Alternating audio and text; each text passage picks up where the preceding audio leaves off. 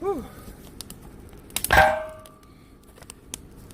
Yo, are we back? I'm back on my phone now, chat, so does that work?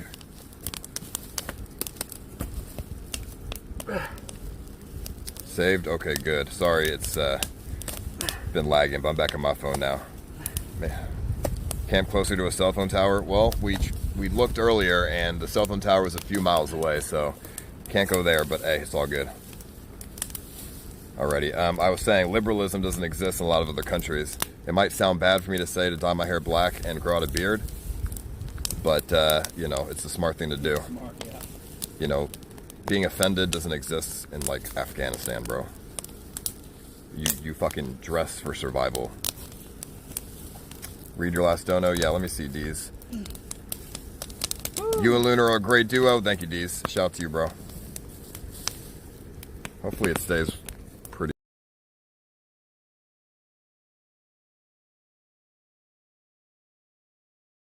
That's a limb.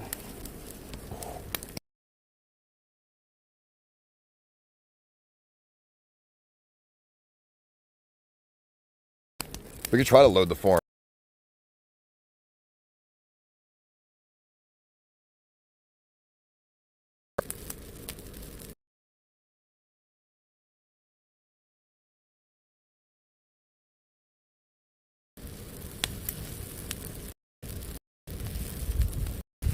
Alright, obviously the front cam is what we need to keep it on. For some fucking reason.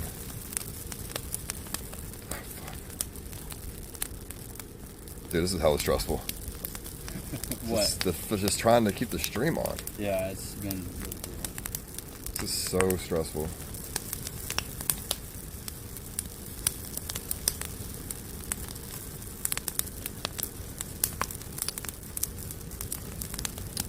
Can't wait for stream.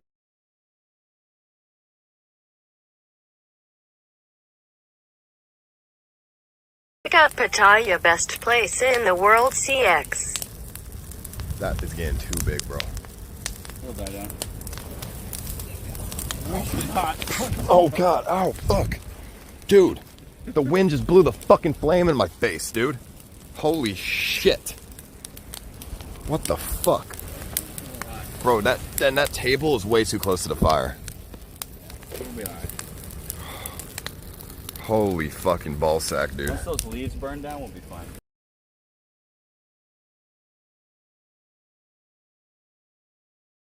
ASOS.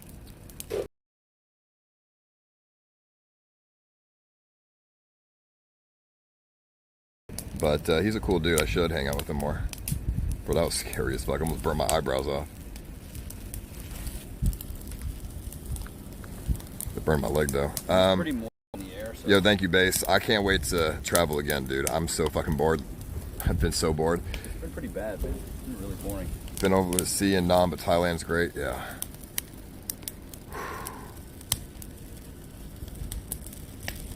Oh man.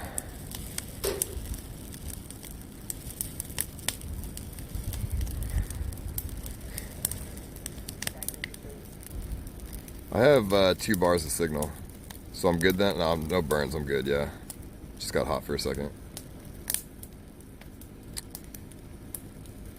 But yeah, we've been so bored, bro. Just the past few months, like I'm losing my mind, bro. Honestly, like I just hate doing nothing. And I'm not even somebody who goes outside a lot. Like I'm an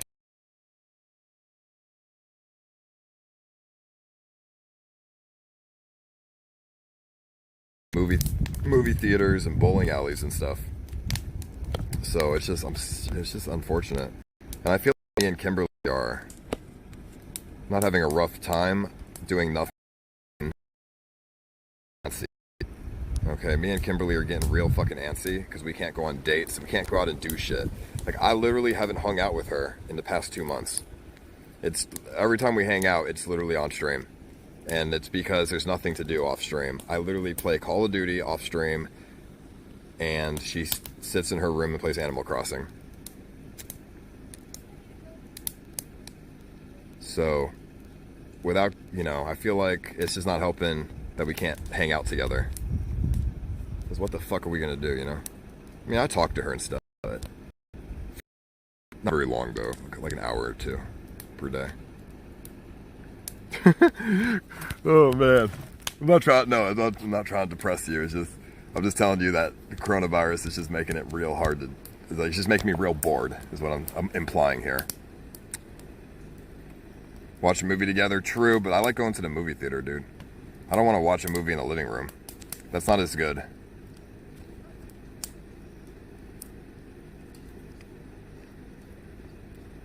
The gulag date? Come on, dude.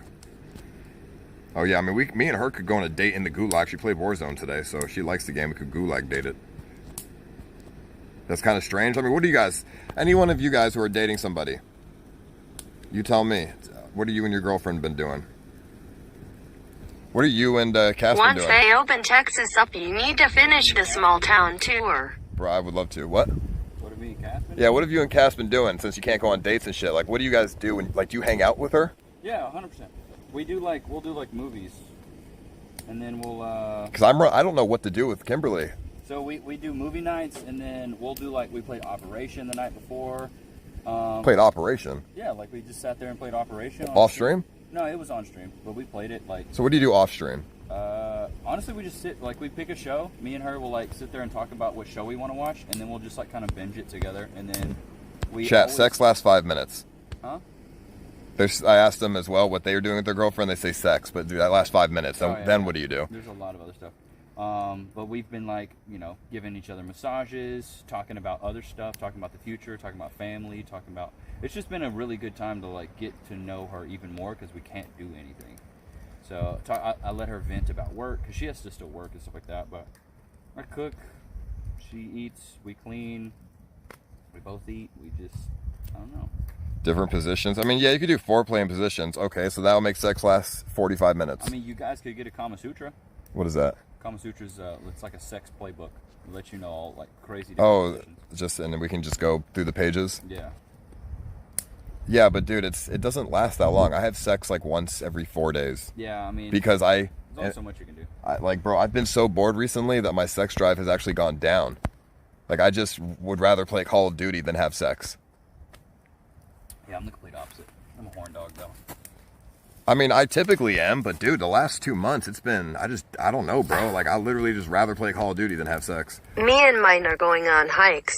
Actually, not that bad considering we never did it before. Yeah, me and Cass go on walks, so we'll just walk around the complex. You know, we'll play, we do simple stuff. She plays her light sometimes. She'll watch our show. Oh yeah, going for walks and shit would be good. Going for walks is good. Like, massages is great. Like, I'll give Cass a massage, she gives me a massage. Well, I give Kimberly massages too. Yeah, that's but that doesn't last very long. I mean, it really doesn't. But like binge watching a show and just like cuddling, that's like me and Cass's forte. Just sitting there on the couch and cuddling up and watching the show, that's what we like to do. I'd be eating her ass hourly. Your girl's cute, bro. Is it just me, or do you just never get bored of sex? Ever. Me and Cassidy have a really good, like, that's. But it's not okay. So with me, it's not even with Kimberly. This is not even regarding Kimberly. Yeah. But obviously she's involved. My whole life, you know, even my last girlfriend. Yeah. We have sex for, you know, every day, and then you know, I'll take like a month off sex. No, dude. Like, I will literally take a month off because I want my sex drive to go way the fuck up. So I purposely take a month off sex. And then when that month is over, it's crazy sex for days, dude. See, I don't do that. What you mean 5 minutes? That's way too fast, Tommy. Stand up next time, it'll help you. Just stand up. Standing actually does help, but yeah, I just, it really lasts like 5-10 minutes. Like, I can come in like 5-10 minutes. You have no imagination when it comes to sex? I mean, that's probably true. I really don't have... Try, like, I mean, you've done some role-playing, but, like, you should try that. Try role-playing, maybe try putting on a video while you guys are doing it, or, I don't know. Oh, no, I have this rule. We don't play video. No porn, no videos while we do it. The stuff, the thing. Sometimes it's cool. Sometimes it's fun to switch it up. No, dude, Sorry, boy. I would be I would get jealous. Really? If my girlfriend is, you know, looking at the porn more than me, ooh, that would make me feel bad. Yeah, see, it doesn't make me feel bad. So I don't know how that doesn't. Yeah, it doesn't make me feel bad because I know Cass enjoys it. I enjoy it, so it's like it's something that we can do. And it's normal, dude. Sex is normal. Like It's from stimulant abuse. Hold on, check your mod, bro. The ZX. He says from stimulant abuse. Stimulant. I mean, I don't take any stimulants. I guess caffeine. I drink a lot of caffeine. Bro, ZXVC, what you talking about? Actually, he might have a point. I drink a lot of caffeine. Chad, you really think that's fucking with my dick? Like, I'd probably take about 500 milligrams of caffeine a day. Like at minimum. Sometimes it goes up to 1,000 a day. I just think it's based on each person. Like, some people have higher sex drives. But that's what I'm saying. I have a high sex drive, but then eventually I just get kind of bored, so I take a month off. So then when the month is done, I'm not bored anymore of sex. Dude, I like beg Cassidy because I want it all the time. But I'm also for years. You can just have sex for 3 years straight. Oh, dude, yeah. What? If me and Cass could do it every day, I'd be so happy. Bro, I remember when I was dating Caroline, there was one point in our relationship when I didn't have sex with her for like 3 months. That's never happened. Because I was just bored, dude. Not of her, but just of sex in general. I could have sex with anyone and I just would be bored and I just would not want to have sex. I would rather just do other things. Right. You just never felt that way? Like, if your girl's like, I'll give you a blowjob, would you never just been like, I'd rather play Call of Duty? No, not with Cass. Now with other girls, yeah. Cass is a little different though. Cass is like the one girl that I like wake up every day like, all right, I want her. Like, and there's always that hunger. Like, I always want her. And that's why I knew Cass was the one, because it's always an unwavering like hunger for her. So that's why I was like, all right, Cass is the one. Yeah, that's crazy to me, dude. I can't. Chat is roasting me. I can't believe they don't feel that way. I don't take time off. Like, I have to, like, let's say it's that time of the month. Like, I'll beg. I have to, like, I'm like, oh my god, it's been fucking 2 weeks for 4 months. Like, I'll freak out. Like, I'll be like, babe, I need it. And I'll be going crazy. But it's you know, Mother Nature plays its course sometimes. But maybe they're just saying you might have low testosterone, man. I'm 22 and every day I wake up wanting some. I'd get checked out for low T. I don't think you have low T. I don't think I have low T either, because I have high testosterone. I have like gyno, dude. That is from high testosterone. I think you have a short attention span, and you get bored easily.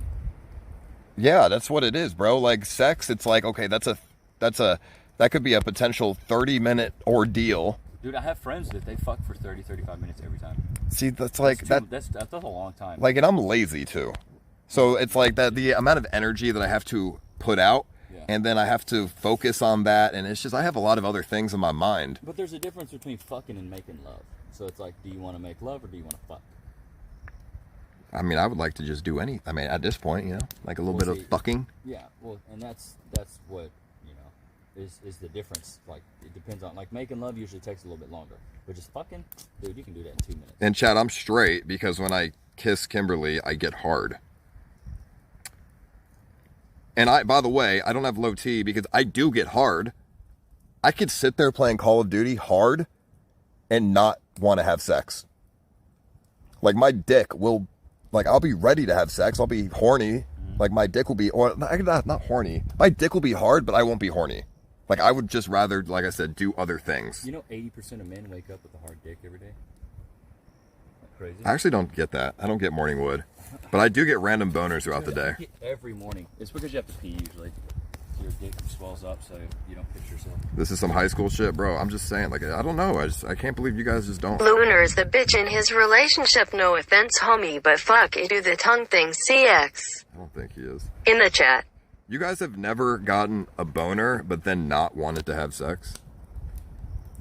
There's no, like, I just don't believe that. Anyone who disagrees, I can only assume is a virgin.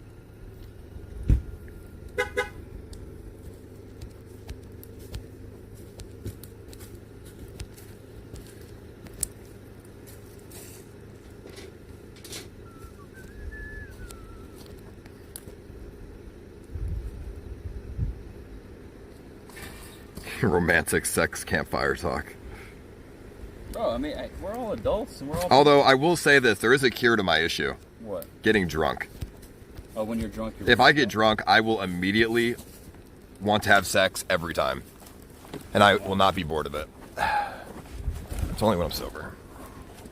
I'm just only attracted to Cass at this point. Like in my life, maybe like 10 years ago, way different. But now, like I'm only attracted to Cass, like sexually. Now, if there's somebody that's pretty, I'm like, oh, that person's pretty. But like, as far as sexually, I like only want one person.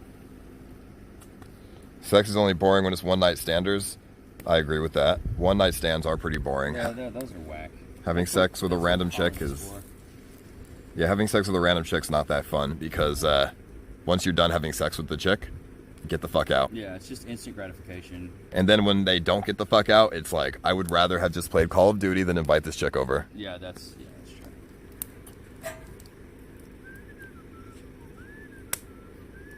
But sex is only a little bit a part of the relationship, like,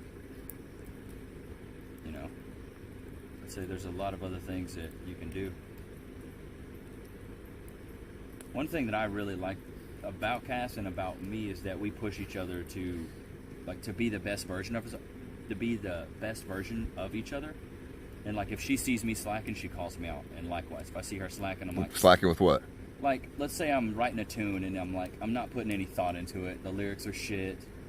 It just doesn't sound good. Cass will be the first one to be like, that does not sound good.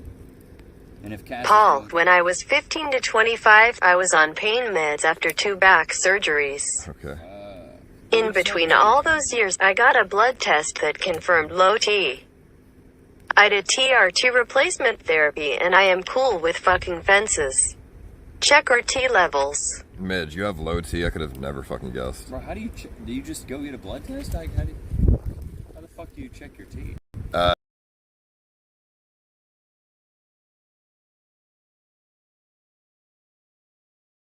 I don't think there's anything wrong with it because I do get hard-ons. I just don't want to have sex.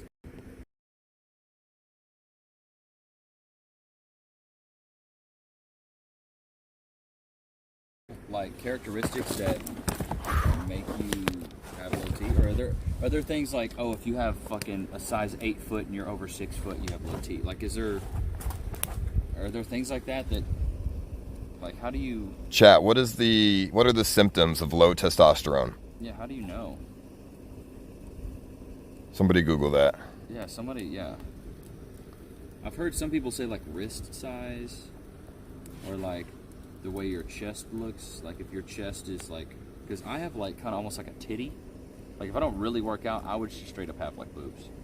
And I think that's a sign of low T. But I don't feel like I have low T. I feel like... You think my diet has to do with it sometimes? I think your diet has to do with a lot of things. Because I don't think the diet has to do with me just being bored. I don't know if it has anything to do with testosterone, though. Low energy? That might be it. If you're not eating good food, you don't have a lot of energy, therefore your testosterone's not pumping. But you also don't work out. I don't do shit, bro. Yeah, if you working out boosts your testosterone. Running, working out, shit like that. That's why I do that shit. I don't do that shit every day to raise my testosterone. I do that because it makes me feel good. But I don't know. I wonder if there's general characteristics that make it seem like you have low T. Oh, man. Can you pass me a bottle of water over there? Got you. I'm starting to get a headache, bro. I don't know why. I think it's because, honestly, bro, it's, yeah, I haven't drank anything. And I've only had the fucking Popeyes for food today. Yeah, I'm feeling great. What did you eat? I had a salad. I would eat, bro. I wish our meat did not come out like shit. Because I'm fucking starving. Yeah, and that's... You probably are really hungry right now. I'm so hungry, dude. What did you eat? I had a salad.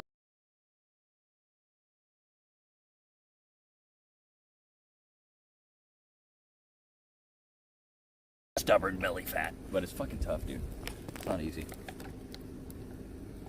Alright, let's tell scary stories now. Wait, let's throw on some scary music. Here's you got Ice, let me ask you this. Are you still jerking off when you say you're not wanting to have sex? Then that means there is just something else that's turning you on besides Kimberly. You definitely have low T, low energy, tired, depressed feelings, anxiety. Mitch Jones needs testosterone therapy too. Listen, buddy. Yeah, but Miss Jones is a little bit older than me. I'm 25. I shouldn't have low T. So the jerking off thing. I mean, usually I just don't jerk off either, but if I do, but sometimes I do jerk off. Sometimes I'd rather jerk off than have sex. You're right, yes, but that is because I can come in 35 seconds when I jerk off. So it's just, you know what I'm saying? If I have like a fucking boner that I just want to get rid of, Yeah, you just want to crank it up. I just, 35 seconds later, it's gone. So, sex is like foreplay and like much more, bigger ordeal. So yeah, sometimes I do jerk off, but I don't know. Wow, the amount of dumbass childish teens in chat makes my mind boggle. You get low sex drive.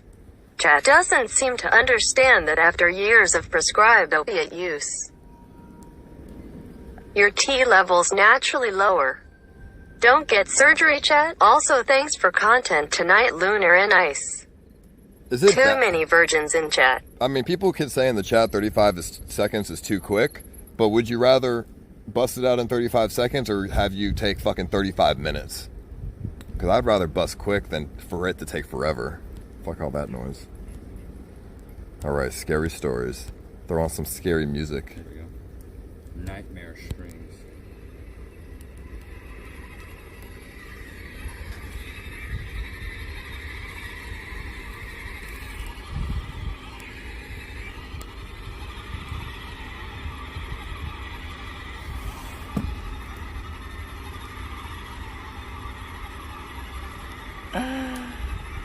Come on, scare the bejeebas out of me.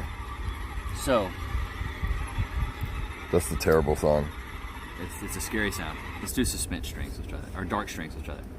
So, when I was growing up on my street, I grew up around a middle school that was down the street from my house. I lived in like a really poor neighborhood. But behind this school was woods. And me and my friends would go out there all the time. We would, pack lunches, go out there in the woods, kind of hang out, eat our little sandwiches and stuff like that. But we would never venture past this one point. And this one point it was a tombstone. It was just this tombstone sitting there. And we always thought, we're like, all right, the tombstone, we're going to turn back. We're not going to go anywhere past that. Uh-huh. Well, one day we were like 14, 15, what is this? This is like a girl moaning. It's a scared girl. Let's try this. So, one day we were like, you know what? We're gonna be bad kids and we're gonna go past this little tombstone. So we go past this tombstone, and as we're walking, we're seeing like more of a graveyard. It's a cemetery. There's more tombstones. There's more. It looks like buried bodies. It looks like there's some dug up bodies. And then we keep walking, and then there's a clearing, and then out of nowhere, there's a cabin. It's just a fucking cabin out of nowhere. So we basically walk up to this cabin. As soon as we walk up to the cabin, it's just super eerie, super weird. There's nobody else out there, so we're kind of freaked out. But we continue to walk up to this cabin. We walk up to this cabin. We look in the window, and we see a man in there, like working at a desk, and he's got these jars full of shit, like. It looked, I don't know if it was human body parts, it was animal body parts, I don't know what it was. But he had a bunch of jars with shit in it, and we were kind of freaked out. And I don't know if you remember Ding Dong Ditch, but that was super popular at the time, like knocking and running. Yeah, I did that like 2 years ago. Yeah. So basically what we did is we Ding Dong Ditched this guy, and then we were able to get away the first time. And we were like, all right, cool. So like, clearly this guy's either really old or really slow or whatever it may be. So we ding dong ditched and we ran off. A couple weeks go by and we go back out because we're like, yo, we want to see a reaction. We walk past the tombstones. We walk up to this house. We knock on it, and then we get about 10 feet away, and this dude is outside with a shotgun, and he fucking blasts that hoe. And bro, I remember being so fucking scared. I was like almost shit my damn pants because this dude came outside and fucking. Is this real? Yes, this is 100% true.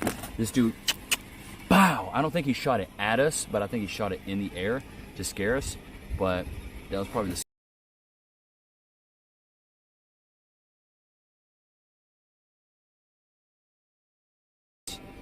And are you fucking insane? Yeah. Ding dong, there's a guy with a cabin in the woods. In the woods at night, and What do you think he was gonna do? Dude, he came outside. He probably thought you were a fucking serial killer. Probably. He really probably thought. And I remember him shooting that shotgun, and we never did it again. And we never found out why there was like a cemetery and a graveyard back there. Nobody ever told us that. And then there was another time we were walking back in that same one, and then we looked over, and there was a fucking tree like probably 50, 60 yards away, and it looked like someone was hanging from the tree. It looked like a full-blown woman in like a white dress hanging from the tree. And we immediately just ran. Just immediately dipped.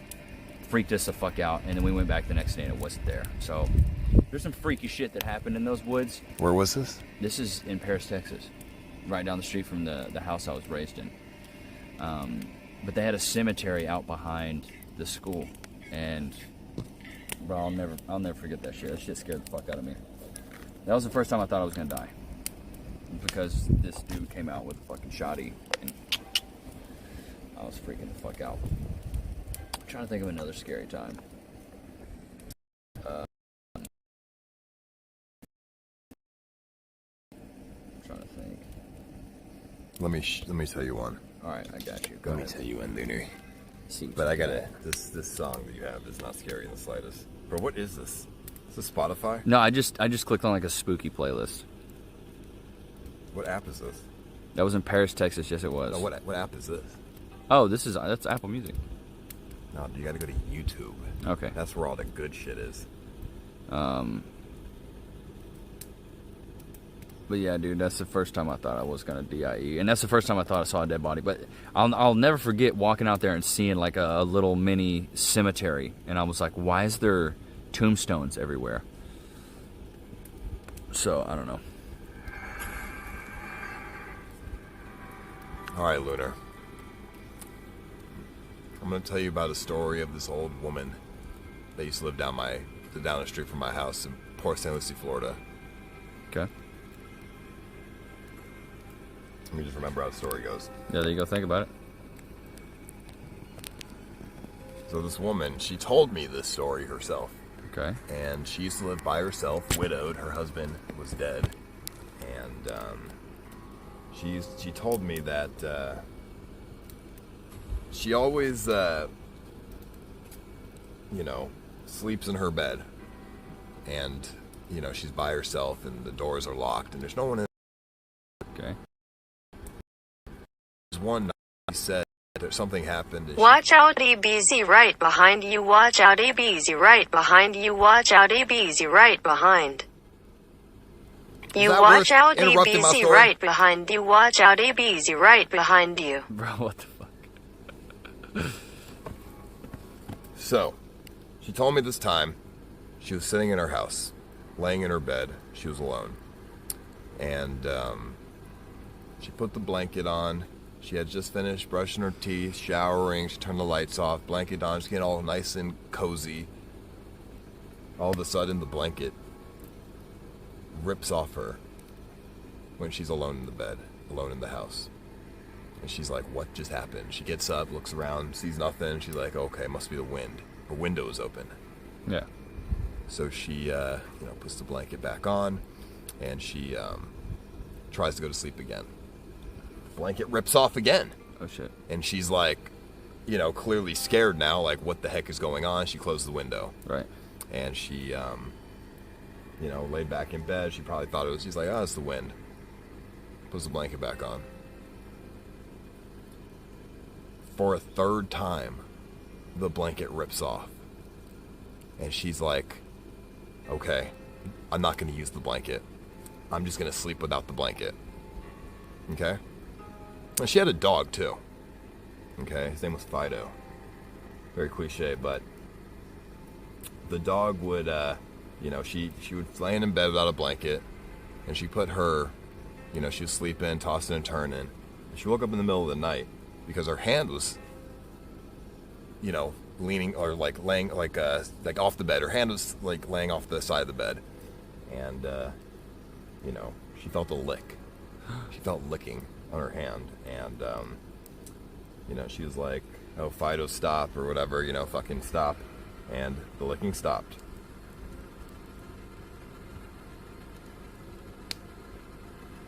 An hour Sam later... Pepper is a rapist. Okay, don't fucking say that. An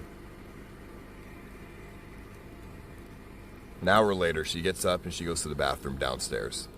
She walks downstairs and she notices something very strange. She noticed that her dog was actually in his cage.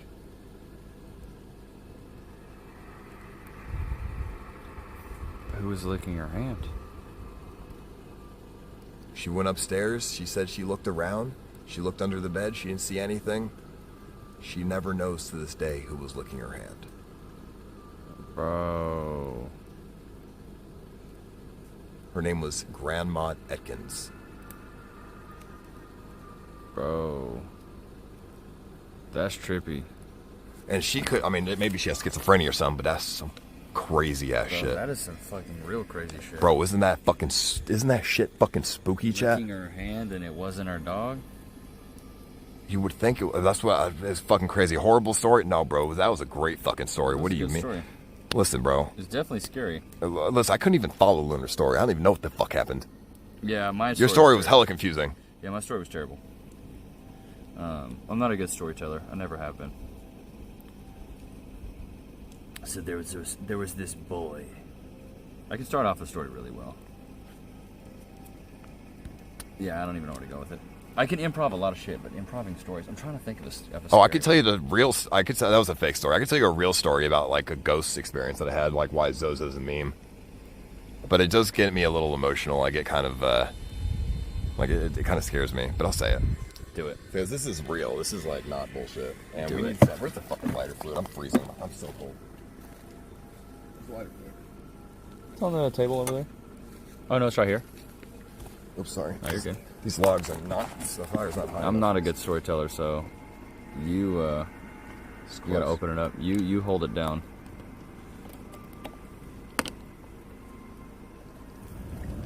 Ooh. All right, so when I was younger, I was really like a depressed, sad sort of child, and I, really got into some like demonic shit. Oh, really? Like I really hated life, and I really wanted to sell my soul to Satan. Whoa. Because I thought if God won't help me, then Satan will. Right. Because I never really had any help from God on anything, even when I would pray. And, so I looked up this ritual online. This is back when I was like 13, 14. Looked up this ritual online, and it told me how to summon a demon. The demon was Zozo. And this was on like the deep web, bro. Oh, so you found this on the dark web? Yeah, and I did like a thing where I put... the hexagram where or I put whatever? salt in a circle. No, I put salt in a circle, and then I made like a little cut in my hand, and I fucking put like blood in the middle, and then I put some other like ingredients in the middle. I did the fucking the ritual, and nothing happened. Right. I was like, all right, nothing's going on. Like, that was a waste of my time. But I noticed that things were getting weird though for me. Like I was just having random bad luck all of a sudden, just like in life. You know what I mean? Like just I would lose shit, or people would fucking just, like bad luck in school or whatever. And I was like, that's fucking weird. And I never thought about the correlation until like hindsight after the fact when I researched it, but never thought about anything of it. And so this one day, probably like a week after I did the ritual, I looked into my mirror. It was in the middle of the night, and I went to the bathroom, looked in the mirror, and I didn't even recognize myself. So you didn't even think like, that's me? You thought... When I looked in the mirror, I saw my physical self, but something was just off, dude. Like I could recognize my physical body, but it wasn't me though. It wasn't your soul. It wasn't. It just I looked and it just something else was looking back at me that I felt like was just haunting me or sitting over me. and that scared the fuck out of me, and I just got away from the mirror real quick, and you know, I looked again, and it was just normal that time. But so I looked it up online. I'm like, what does that mean? And people were talking about demons, and I'm like, okay. And then I started correlating bad luck, the mirror thing, started correlating all this together, and I was like, okay, there might actually be a demon inside of me then. So you thought there was you were possessed? No, there was. Oh shit. I wasn't possessed. That's like Hollywood movie shit. Yeah. But there was a demon inside of me. I had inadvertently opened my body for Zozo, and she entered my body, and this was like, you know, like, this is all just pseudo as fuck, but it all makes sense. And, you know, people online were saying, like, yeah, I had a demon inside of me because I'd opened it and welcomed it, and you know, I didn't do anything to get rid of it. I just lived life because I didn't really care. I thought the demon would give me some kind of fucking power or something, if anything. Right. You know, I was a little bit scared, but I got used to it. Nothing else really happened other than the mirror thing, but eventually the bad luck went away, and, you know, the demon sort of was not really a thing anymore. But, you know, even to this day, I still remember thinking back, and I'm like, there was a fucking demon inside of me. Like, that was real shit. That's crazy, bro. Like, ghosts, demons, and all that shit, it's real. You think demons are real? I know demons are real. Did you were possessed by I don't one? know about ghosts and shit. I think ghosts are real too, but demons I know are real, even if it's not like a dead person. Even if I don't think demons are dead people. I think demons are people like, or not people. I think they're like they're entities. They were never people in the first place. They are a dark energy that exists in the universe. It's not paranormal. It's not ghostly. Paranormal shit can't exist on other planets. This is all human psychology. But there is dark energy in this universe, and I think that dark energy has the ability to consume somebody who manifests it. Makes sense. And that dark energy can change how your brain works, how you're thinking, your mind, your soul, how it all works.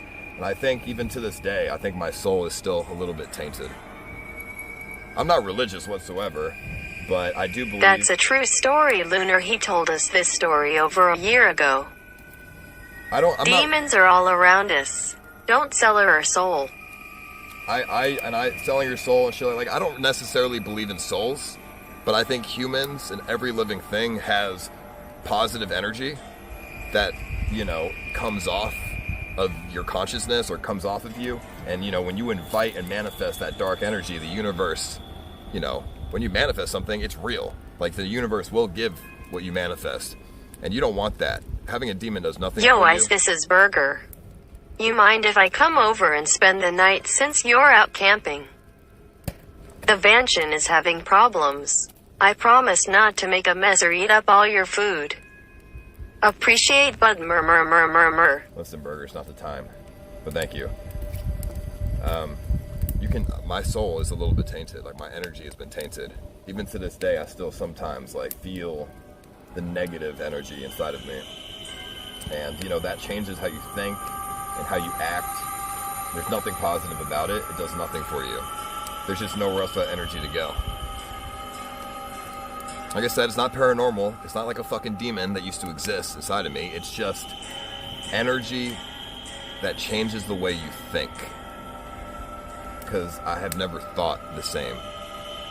When I was, it changed you. Before I did the thing, I was a little bit more, I don't know, caring. And a little bit more like... empathetic?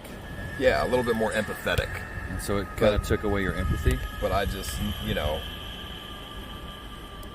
I can't really remember a time where I had a lot of feelings and emotion. So Demons are real. I battle them daily.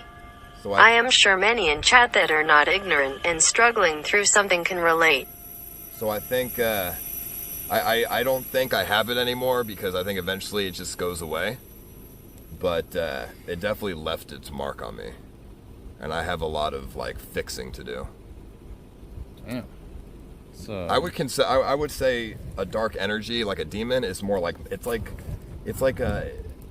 a consciousness issue. It's not. It's true. Ice afterward met with an immortal war angel in Los Angeles. Well, that guy. Ice began to talk That to guy. him more and more, and slowly Ice started to act more and more different. No, that He guy. left YouTube and moved to Austin. The immortal war angel watches over you. That guy was just crazy, but yeah, I mean, it's crazy, dude. Like, it changes the way you think. It changes your personality. It's the dark matter has a personality of its own, and it gives it to you. And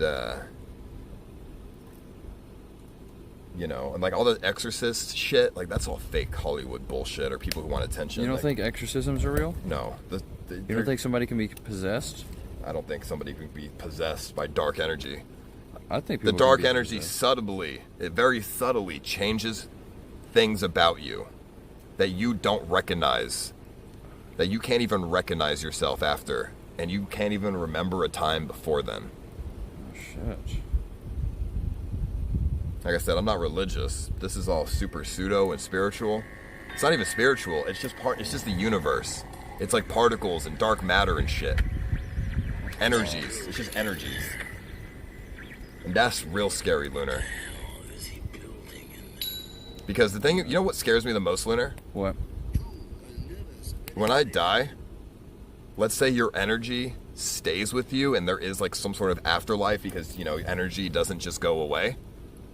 Even in the afterlife, I'm going to be stuck with this dark energy that I had manifested when I was younger. It's never And gone it's away. never going to go away, even after death. In fact, it could consume me because my positive energy, which is my consciousness, could go away when I die. And I am only stuck with a purgatory of dark energy. Whereas everyone else could just live their afterlife Or what if in normality. What if Zozo's like a subsection of hell? Now, I don't think Zozo's actually real. I think the shit online is all religious and super, like, it's just humans making sense of it. I don't think Zozo is really like, that's just what they called her, but... You are wasting a lot of lighter fluid. You should probably get some more firewood to burn instead of using lighter fluid constantly. I don't know. I know I should. I just got emotional. I just had to finish that story. Yeah, I was about to say, that was a good story. Chad, do you believe me when I say this? Dark energies. I think it's just like dark energies, bro.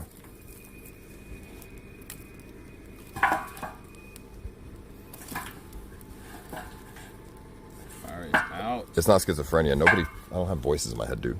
It's not. I don't have a fucking mental issue, but it's just energy that I feel. It's not how it's not what I'm thinking. It's how I feel. It's like a cloud around me sometimes, and I can't stop. And I can't. Sometimes, even today, sometimes I recognize something, but like I said, this could. If you draw your blood to Satan, you're with him for life. You made a blood pact, Paul. You're gonna be battling your demons till the day you die. But even after I die, I fear that I still battle them. To be honest with you, I think oh my god, I think this could all just be psychology. Maybe dark matter doesn't really exist, but it comes in objective forms. There's a sample. Yeah. There's a and when you're doing a science test, there's two things. What are they? A lab. You used to be a fucking teacher. I wasn't. There's like the sample that is objective, and then the sample that you do. Subjective. No, the sample that's objective, and then the one that's objective that doesn't change. Oh, okay. And then the one that you do that changes. Constant? The constant, right? So The variable and the constant. I think this is more than human psychology because there's a constant. I can see the constant of not hypothesis, but the control. I can see the control of this shit. Like Kimberly feels it sometimes too, Oh shit. Kim feels it?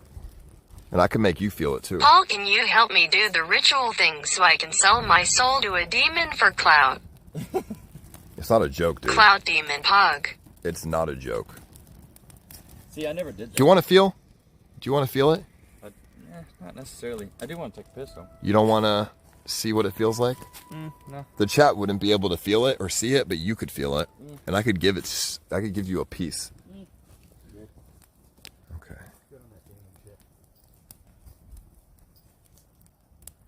No, it's true, chat. It's just, I'm telling you, bro. Bro, why are these twigs and logs not burning? Bro, we need to, fuck, we can't see anything. We can't.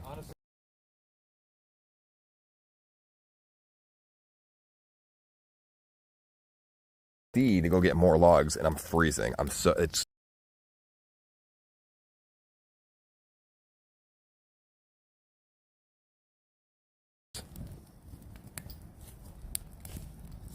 burn real wood, not twigs, bro. We're just whatever we can find. It's so hard to find shit here. Try to find more of the trees that you kept putting in. Afraid this gonna F. Walk anywhere. You need meditation, bro? I do meditate sometimes, and it does help me. I do feel much better when I meditate. It makes me feel more alive, because sometimes I don't feel very humanly. Sometimes I'm lacking a lot of what makes people human, like like emotions.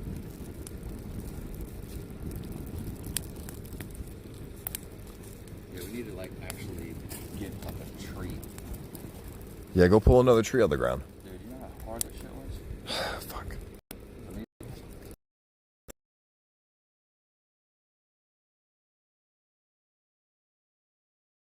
Find some more real quick. Zozo doesn't work like that. Do you know? That's why I'm afraid. I've never done anything but shrooms. I've done a psychedelic. I think it affects other people around you. They ever. You did that. I've never had such older. But I've only done shrooms. I'm too scared of psychedelics. I don't want to. If I did acid or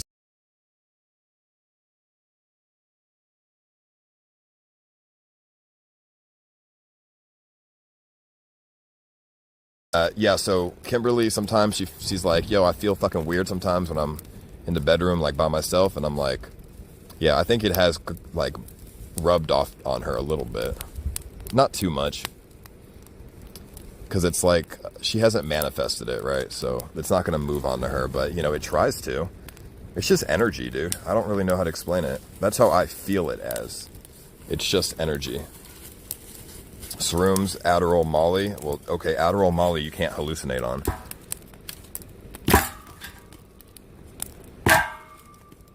But yeah, I believe all that.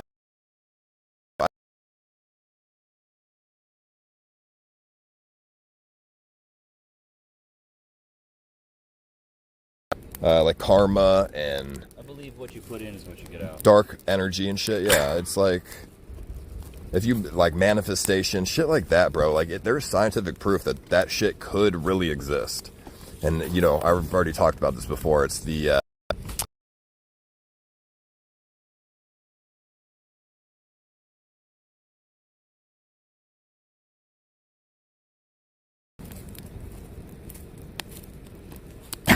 bro, what the... So, we're finding so many things.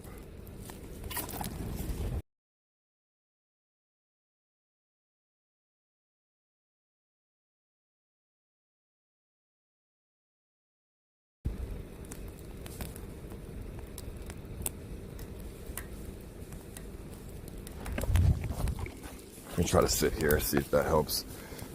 The fucking lag, dude. Bruh.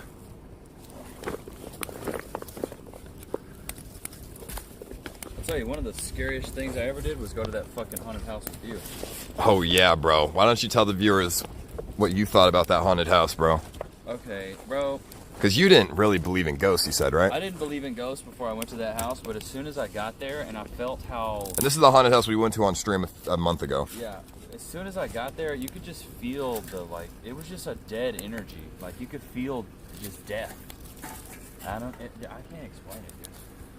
And as soon as, like, I opened that door and it was just me in there, I felt like there were other people just around me watching. Like, there was people in the walls watching me, is what it felt like. Like, every step I took, people were, like, right behind me. I don't know. It was super creepy, dude. That was probably one of the scariest moments of my life, to be honest with you. Like, that was... The only thing with ghosts that makes it very, like, hard to tell is that it really could just be in our head. Oh, 100%. But dude, it was spooky in there, man. Even if it's in our head, it's very powerful energy. It's very like, the human mind can do a lot to create its own weird energy. Oh, 100%. And, Alright, I'm gonna put a little bit of fluid on it. That's about it. That's why I could pass dark energy onto you, Lunar. Because, I gotta accept it. The thing is, I'm not accepting it. You have to accept it, though. Yeah, exactly. I'm not accepting those energies. But you can pass dark energy off the people and good energy off the people if you accept either one. Because the human mind's a very powerful thing. Very, very powerful thing. You can think some crazy shit. You know voodoo? But I understand the concept now. It's not about actually possessing someone. It's about handing them dark energy. Well, manifesting dark energy to them. And if they're unaware enough, they'll take it. That makes sense. You can bait them with dark energy, and if they take it, then they're... And not take it as in physically, but they'll take it as in...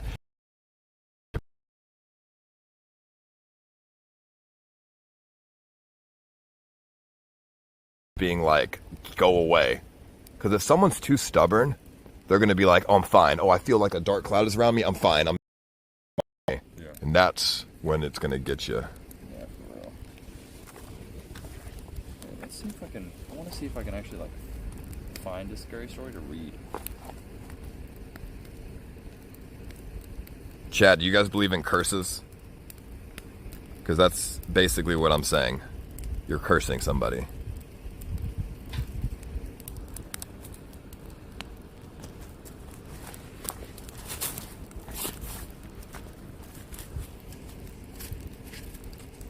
But, if somebody ever tries to curse me, I don't accept dark energy. I'm more aware now. If I feel dark energy around me, I tell myself, get the fuck away. Fuck off. And I manifest positive energy and positive thoughts. And it gets rid of the dark energy. If you ever... That even helps with depression, too. If you're depressed and you feel a cloud of depression and sadness around you, think of positive thoughts and positive things. And it may be annoying as fuck when you feel like shit. But if you do that enough throughout the day, you will start to feel better. Even if it doesn't make sense in the moment. It'll make sense after the fact when it starts working. Because, chat, depression and shit, that could be dark energy. I know it's like fucking scientific, like, dopamine. You're missing your dopamine, so you get depressed. It's like, you can read it with science, but...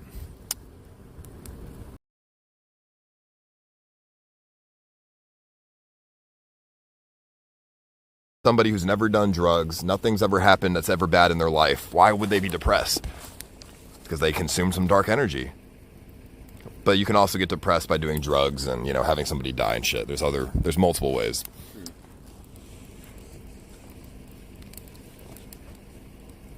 What do you guys think is worse, depression or anxiety? Because I've had a little bit of both. I've had a lot of both. And... bro, it's really hard to tell, honestly. But I think anxiety, I probably have to pick anxiety as being worse in my opinion, because it physically hurts. Depression, in my experience, doesn't physically hurt. You don't feel like you're having a fucking heart attack. You just feel bad. They go hand in hand, not necessarily though. You can be anxious, you can have a lot of anxiety without being depressed. I have a lot of anxiety even nowadays, but I'm not depressed. Like, I'm not depressed at all. But I do have anxiety problems sometimes. Like, sometimes I get really paranoid and anxious. Like, sometimes I really think I'm gonna fucking die, bro. Like, it's just out of nowhere. Or, like, sometimes I sit in my room playing Call of Duty and I think that somebody is, like, coming up to my front door, like with a gun, and is gonna fucking shoot me. Like I have these paranoid thoughts. That's crazy. But to be honest, I kind of experienced a lot in my life that would make that a potential possibility. So I think it's pretty smart to be paranoid about stuff like that sometimes. I want to try to find a story that like somebody that actually knows how to write a scary story. Depression is about the past and anxiety is about the future. That's a good way to put it, bro. But my anxiety doesn't come from the future. I'm not anxious about that kind of stuff. I'm more anxious about like people trying to like out to get me and stuff. Like I really like when I have my anxiety episodes that I get very rarely, but sometimes, it's always because I think somebody is outside my house trying to fucking kill me. And I believe it for like the next hour. Not even. Sometimes it lasts like 5 minutes, 5-10 minutes. And then I'm like, I realize that I'm just being paranoid. It's not schizophrenia, dude, because there's no voice in my head telling me this shit. It's literally my own thoughts out of nowhere. Like I'll be playing Call of Duty and all of a sudden a thought will come in my head. Is there somebody pointing a gun at my fucking head right in my window behind me? Or is there a fucking sniper or something like off in the distance? So fucking scary, dude, if that actually happened. I'd freak the fuck out. And I know exactly where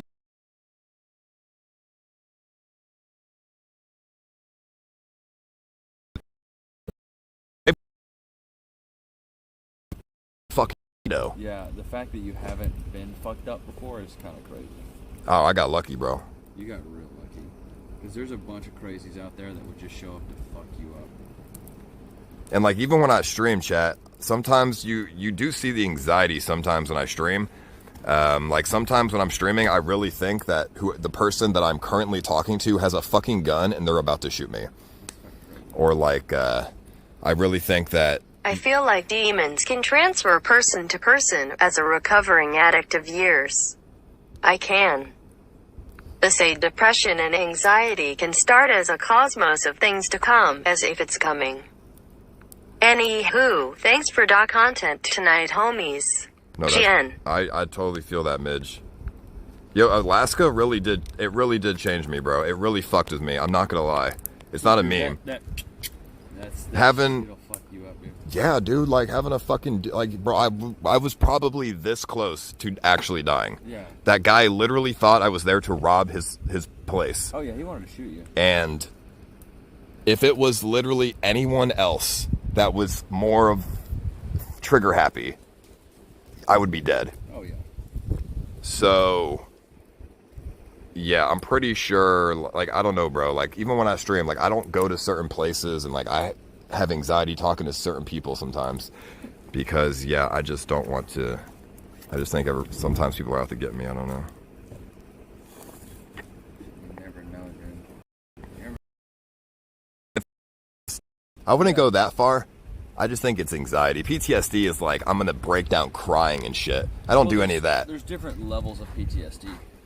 I don't think it's like you're gonna fucking burn the house down or go crazy.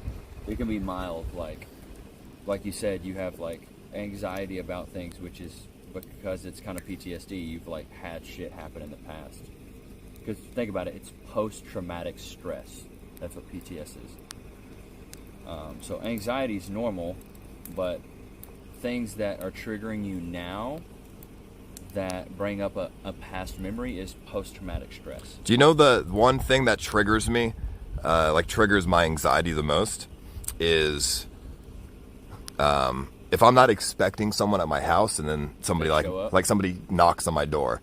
Like I was just sitting in my house one day and FedEx came and they dropped something off and I didn't see it was the FedEx guy and somebody knocked on the door and I was sitting in my room and I heard fucking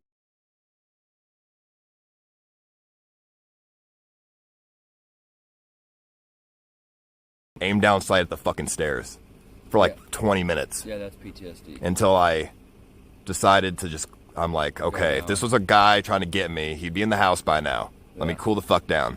Like, I still have logical thinking during those times, Yeah, and you do. You will. But it's just like a guy from. But I'm just not taking the risk, is what it is. Yeah, it's like a guy that was in the military. Like he hears a knock on the door and he's like, "Oh, let me grab my gun and stare at the door for 20 minutes." That's PTSD.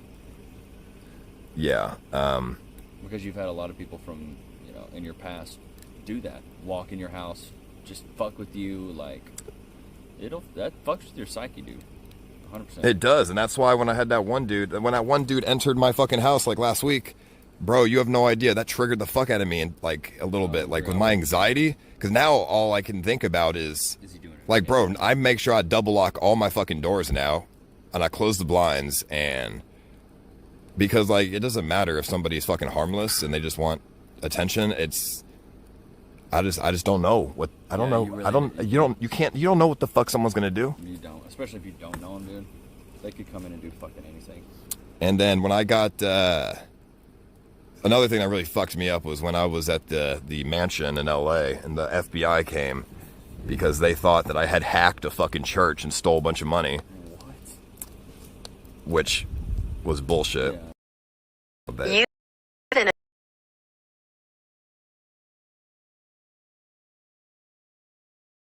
through. That's why I'm moving into an apartment complex, one of the reasons. But yeah, dude, when that FBI came, bro, I had my taser in my fucking hand. Oh, you were ready. Like, bro, when I heard loud ass fucking banging, and I'm in my bed, I got the fuck up, I grabbed my taser, and I ran outside my bedroom door, and got ready. And then I stopped for a second because, like I said, I'm still logical at the same time. Yeah. So I stopped for a second, and I just listened before I ran out, and I heard that they said FBI, so I dropped the taser, and then I went out and was calm, right? And still scared, but calm. And I, put my hands down. But if I didn't stop and listen, and my anxiety really had just overcame me, if I would have ran out there with a fucking taser, bro, they don't know. They think that's a gun. They would have shot me. 100%. I would have been shot. I had 4 fucking AR-15s or M16s, whatever they had. I had 4 of those fucking guns pointed at my face, and they were blinding me with a flashlight, bro. Yeah, they would have. So if I was like literally this close once again to fucking dying. It's crazy. Because of some fucking idiot that thinks it's funny to do shit like that.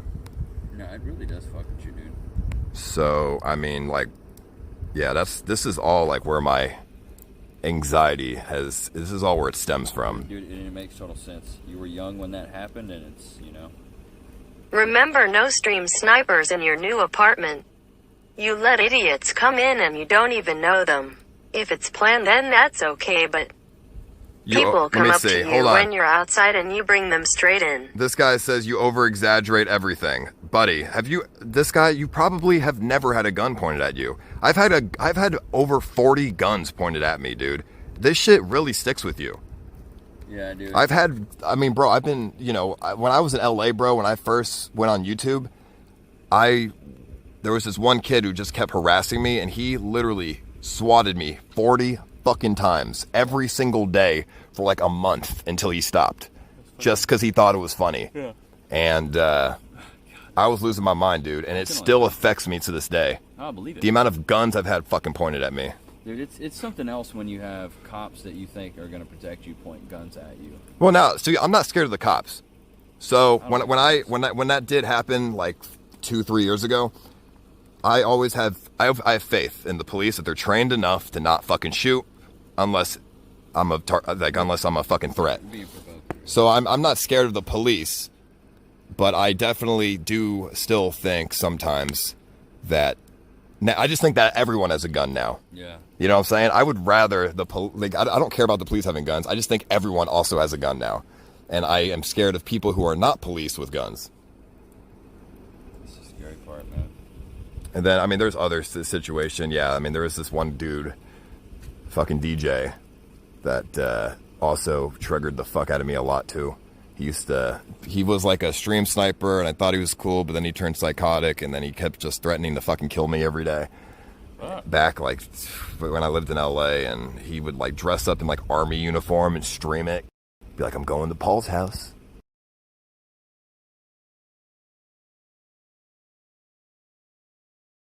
There was a time, bro, where I really was sitting in my room, and I just wouldn't leave.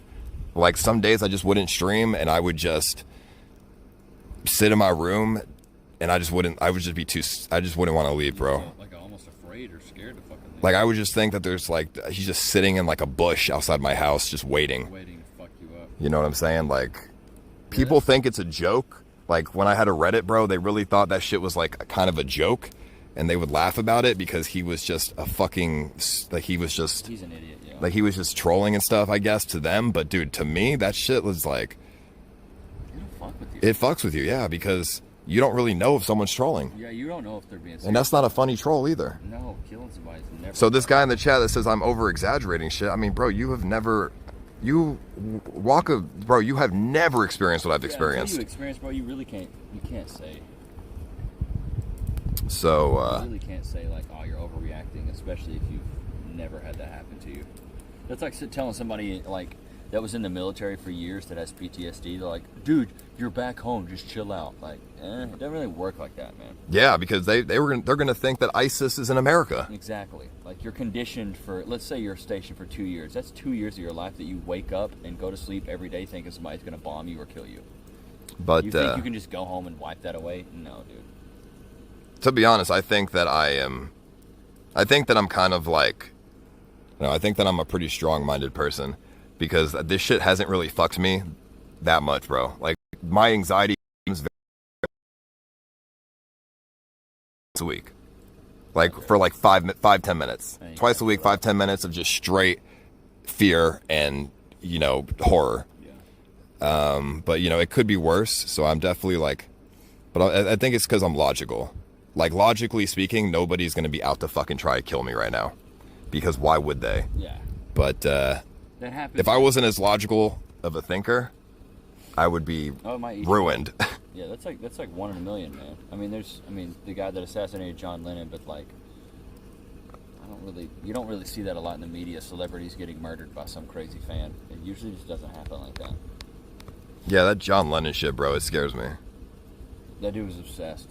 I watched the movie, the Chapter 27. It's actually really good. There was a guy that wanted to kill Bjork too. Yeah, no, I saw that YouTube video. He was like, dude, he was fucking crazy. But what's even wilder to me is it's like it's more dangerous to go to school than it is to just be a celebrity these days. Like there's way more mass shootings in schools and shit like that than there is on any celebrity. And that's why I'm just so glad I'm out of school and I don't have to worry about that shit. Yeah, that's true. It's like, dude, for a while it was getting really bad. Like it was everywhere. Like last year, that was like the name of the game. It was just mass shootings. That's all 2019 was. 2020's coronavirus. 2019 was mass shootings. Churches, schools. Yeah. Fucking concerts. All that shit makes me super anxious, dude. When that movie theater shit happened dude, you don't even want to go. With that Batman movie, bro, I did not even go to the movies for a while. Yeah, it's fucking creepy, dude. And the fact that for the past 3 years there's been like a shooting at South by, it makes me not even want to play shows during South by because it's like either have these that have been robbed or they've been around shootings, they've had their car windows smashed. Why should I even go? Because people come from other areas and they're like, well, all these artists are here, let's just steal their shit. Like bandmates of mine, they had their car broken into and all their guitars stolen. 2 or 3 guitars that were thousands of dollars, and they never found them. Of course, they report it, and the police are like, "Yeah, we'll do our best." And what are they gonna do? Oh, bro, I don't know if I told you this, but when I was in Paris, the RV that me, Gary, and Kimberly were sleeping in was broken into. Oh yeah, you told me that. That shit triggered me real bad because after the ordeal, and I know a lot of people in chat. I mean, I don't know. A lot of people in chat at the time, they didn't believe that even happened. They thought I was like making up a story or something, but I wouldn't. There's no reason for me to make up a fucking story. But yeah, this dude broke into our RV and we literally woke up to a fucking man in our RV who didn't speak English, rummaging through our shit. Fuck. And then Gary tackled him and threw him out. And then I woke up and I wake up to Gary on top of this dude. I'm just like, fuck. As soon as we threw that guy out of the car, my first thought, like, what would be your first thought after throwing him out of the car and locking the door? Get the fuck out of here. Okay, so we had the same thought. I literally thought the first thing I did when I woke up is not help Gary tackle him, is I went and locked all the doors because I was like, he's got a fucking bunch of dudes outside waiting. And Yeah, exactly. so I locked the doors and then we get him out and I'm like, we got to get the fuck out of Paris. Yeah, I thought all of Paris, like, I'm like, these guys are going to find us. Oh, yeah. They're going to fucking get us. Like, it triggered me bad. Paris We has literally... a really high crime rate too, right? It does. Yeah. But it triggered me so bad. We literally left Paris exactly at that moment. It was... They can't own guns in Paris? True, though. Who cares? You can still die by a knife. Doesn't matter. And you think just because it's illegal, you can't get it? I mean, true. I mean, I don't know. If I know anything, if it's illegal, you can still get it. It's almost easier to get if it's illegal. And then, at the carnival, I was getting a little bit triggered, too, because I thought all the carnies were going to come after us. Oh, fucking carnies scare me. Because they said they were going to fucking jump us, and I don't know, bro. I believe that. Carnies are fucking scary, dude. I had a, the first time I went to Paris, I had this kid point a fucking BB gun in my face, and he didn't tell me it was a BB gun. Yeah, I would have been scared. I look up and I'm looking down the barrel of a fucking BB gun, and then he pulled the trigger, and then it clicked, and then he's like, "It's just a BB gun, bro." And I just got the fuck out of the car, dude. Yeah, I would have freaked As out. ran, I was like, "That's not a funny joke." You don't do that shit, dude. And after all that, after that happened, bro, I literally didn't hang out with any more stream snipers that trip because I didn't trust anybody. Dude, It was on stream too. Yeah, it was bad. Like that shit. Like you guys remember that in the chat. That's like. You've been really lucky with the snipers I have been really lucky, but bro, I am really this is really where all my anxiety comes from. I believe it. And because you're also a very trusting person, and you allow people to come by that you don't know. That's one thing I would say you need to step up your filter of who you let come over. Well, that's why I don't let people into my house anymore. Yeah. That's why I don't really hang out with stream snipers as much anymore because even them. I'm too afraid. Guys like the Chads, even random dudes that you meet, Well, the Chads, we met them randomly. They weren't stream snipers, so it's different. Yeah, but I mean, even that's still a random dude. I would never let those people into my house. Oh no, that doesn't scare me. Yeah. The thing that scares me is Ice, you should just leave the stream on all night, homie. No reason not to rake in as much Okay, thank you, bro. TTS and media as possible. Maybe in the morning you're a lunar, try your hand at fishing again? Now, let me see, Edge. Bro, But now I'm more scared of people who know who I am than random people. That's fair. Because of John Lennon shit. Yeah. That's true. It's very unfortunate because I want to be I like meeting viewers and most homicides happen from somebody you know. Almost all homicides, it's there's a reason behind it. They don't just cold-blooded kill you. That's true. So if they're going to kill you, they know why, and there's a reason. And they know you. Which is crazy to me. But, yeah, that's crazy. I just, I don't know. I like meeting viewers, but sometimes that shit scares me, bro. And that's why I'm super, just why I don't let people in my house anymore, and why I don't go and meet viewers as much anymore. It's just, Did you used to? I just get anxiety. Did you used to do that a lot? Do you just meet? Oh yeah, it'd be every day. I just tell people to come over to my house and smoke a blunt with me. But then I'd have. Hindsight, it sounds cool. It sounds cool until you realize that I also had to deal with the people who would come to my house. I had this one dude. He cried. He was like, "You are a god, and I love you, and can I be your fucking servant?" And I said, and this is after we smoked a blunt, so I'm high as fuck, and I'm just like, I don't even know what to think. Yeah. I'm just like, dude, it's time to go. I said, you gotta go. I'm sorry. It's getting late. This is weird. And he cried. He started bawling, crying. He's like, I just love you. Yeah, and then I told him to, he's obsessed. It does sound cool, but when I had to deal with a few rare cases like that, it scares me. Yeah, that's because then if you say no to them, it's they now know where you're at. Well, what I ended up doing to that specific guy is I had to sweet talk him out of my house. I couldn't just say leave. I was like, hey man, came back, yeah, I was like, hey man, I have a date tonight. Can you just maybe come back tomorrow? Blah blah blah. Dude, he did not come back, thank God. But I don't like having to sweet talk my way out of shit. Nah, you'd rather just say get the fuck out.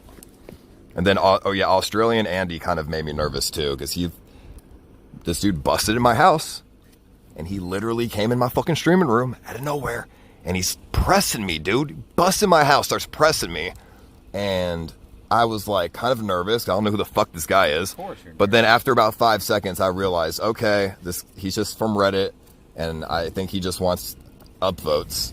Right. And so I got less scared. But then he started breaking down, crying again. It's like the people that cry are the ones that fucking freak me out. Yeah, because it's like if they're willing to cry, they're willing to probably go further and do some other. Well, if they're crying, it's not even that that's not that. In my opinion, if they start crying, it means they have an unhealthy emotional attachment to me. Yeah. And they might be a little bit they might be a little delusional. Yeah, and they might do some crazy ass shit. Have you talked about what Dope District did? That was messed up. I would have been pissed. No, we don't talk about that shit.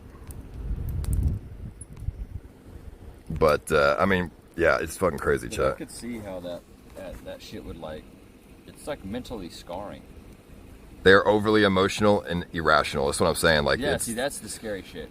The overly emotional, because that means they have irrational beliefs and behaviors. Bro, this one guy, Angelic, he's, this dude, he came in my house, just walked in my house, left my front door unlocked on accident. He just walks in my house, comes in my streaming room, I'm streaming. He comes in my room. He slaps down $500. You can have it. This is your $500 now. And I was like, why? He's like, I'm leaving this world. And this dude's like bald and shit. I'm just like, dude, I'm thinking in my head, I have to get this guy the fuck out of my house. Yeah, this is a really bad situation. This dude is mentally unstable, and I don't know what the fuck's on him. And so I sweet talked the dude for like 25 minutes because I just don't have it out yet. Yeah. And then I saw that Gary was coming over, so I was like, yeah, Gary, come over. And Gary, came over and helped me get him out. But I thought he was going to fucking just do something right then and there, because when somebody's giving you all their money and they're saying that they're going to go out and, like, he was like, yeah, I love this one streamer. And it was fucking weird. I'm like, have you ever met this person? He's like, no. And I'm just, and I actually later finding out he was arrested because I actually had a call from the Toronto Police Department in Canada, and they were like, yeah, this guy put your name in his 500-page manifesto. And I said, what do you mean? And he's like, and the detective was like, don't worry, he said nice things about you. And in my head, I was like, thank God I sweet talked the dude. Yeah, but they arrested him for, because he wrote a fucking manifesto saying some crazy shit. So I was like,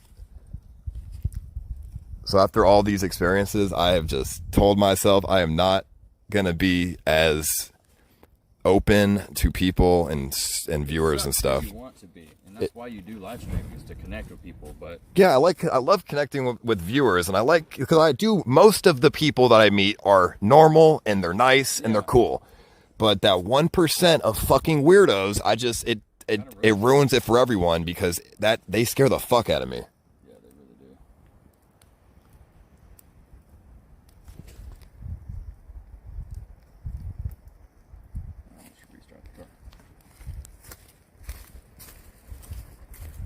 I don't know what his manifesto is about. The detective didn't tell me. He just said that, I don't know, it's just about like ending the world and shit. You already know, if you saw that stream. But yeah, I mean, I'm not saying these experiences to scare you either. Oh, dude, trust me, you're not. I think it's interesting to. Well, it's good perspective to share to me as well, because I'm new. Yeah, it's an. Didn't Angelic snipe you in Canada after that? I remember he wouldn't leave.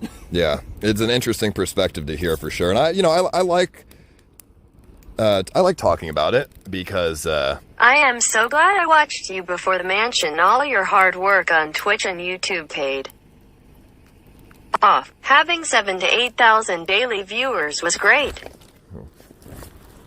All the events you had were eggs forever. Thank you, bro. Appreciate that, homie.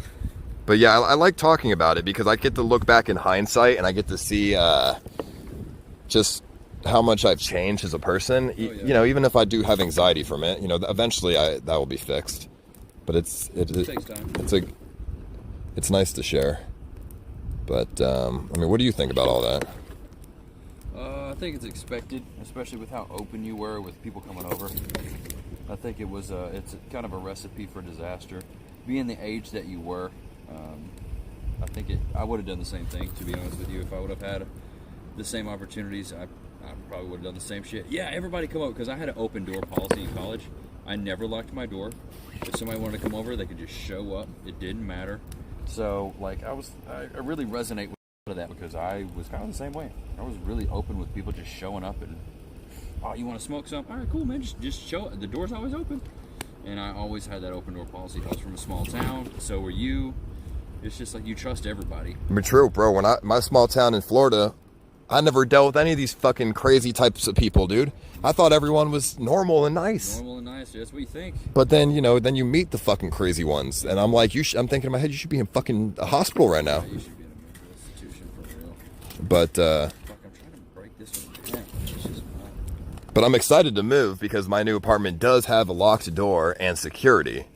Oh, and have, like, security. And that, will make me feel better at night. Because sometimes I do stay up at night. Yeah, your place right now, security is not great. It's just a house. There's no security.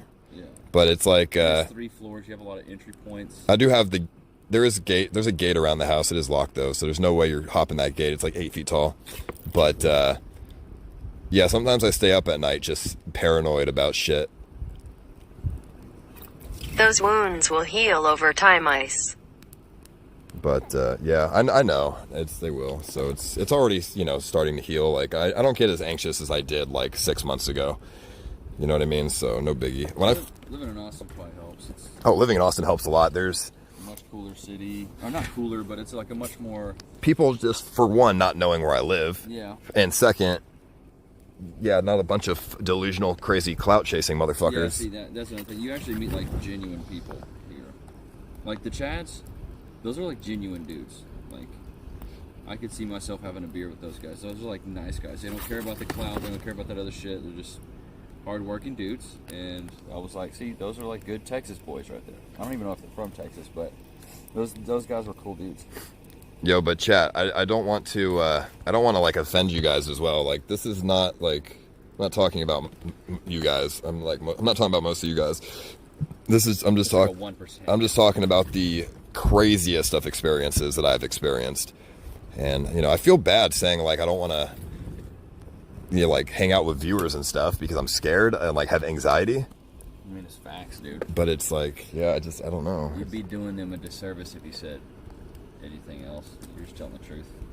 I mean, when I travel, if I go to a city, like I do try to hang out with viewers. I'll be like, hey guys, I'm at this fucking bar, come meet up. Yeah. But that's like a public place. Yeah. A little bit better. Like I don't want to go to like someone's house anymore and like be like away from the public and shit. Jesse, yeah, I'll just come to your house, dude.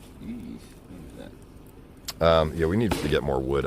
This is not going to stay. Yeah. We're almost out of lighter fluid as well. At least you're being real. Well, I'm just saying, like, if I ever go to your city, if you want to, come and say what's up and hang out or whatever, DM me on Twitter and we'll meet up in a public place and I'll get the opportunity to, inspect you to make sure you're not fucking insane. And, if you come with your girlfriend, that makes it even better. Because if you come alone, I don't know who you are, but if you come with multiple people, okay, now you don't seem as sketchy. Like, you know what I mean? It's just, I do still hang out with viewers. I just do it in a safer way.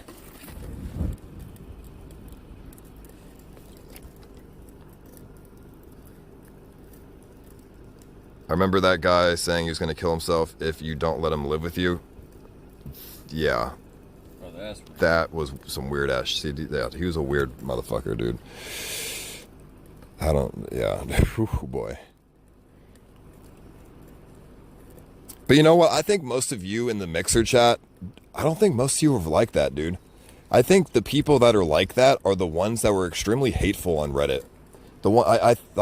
I noticed that. I've noticed that, I would always ask people what their Reddit account was so I can see what they're posting. And it's always the ones that were fucking weirdos that would post the fucking hate threads and the hateful shit. You know what I mean? I could just tell, okay, this shit makes sense. You guys don't think would be like that, dude. I think most of you would be normal because you guys aren't hateful in the chat for the most part, like, you know what I'm saying? Because you would just get banned. But the Reddit is what really helped bring these people together that were super hateful and weird, because, you know, I think there was a lot of them like that on the Reddit that could relate to each other, but it scared the fuck out of me.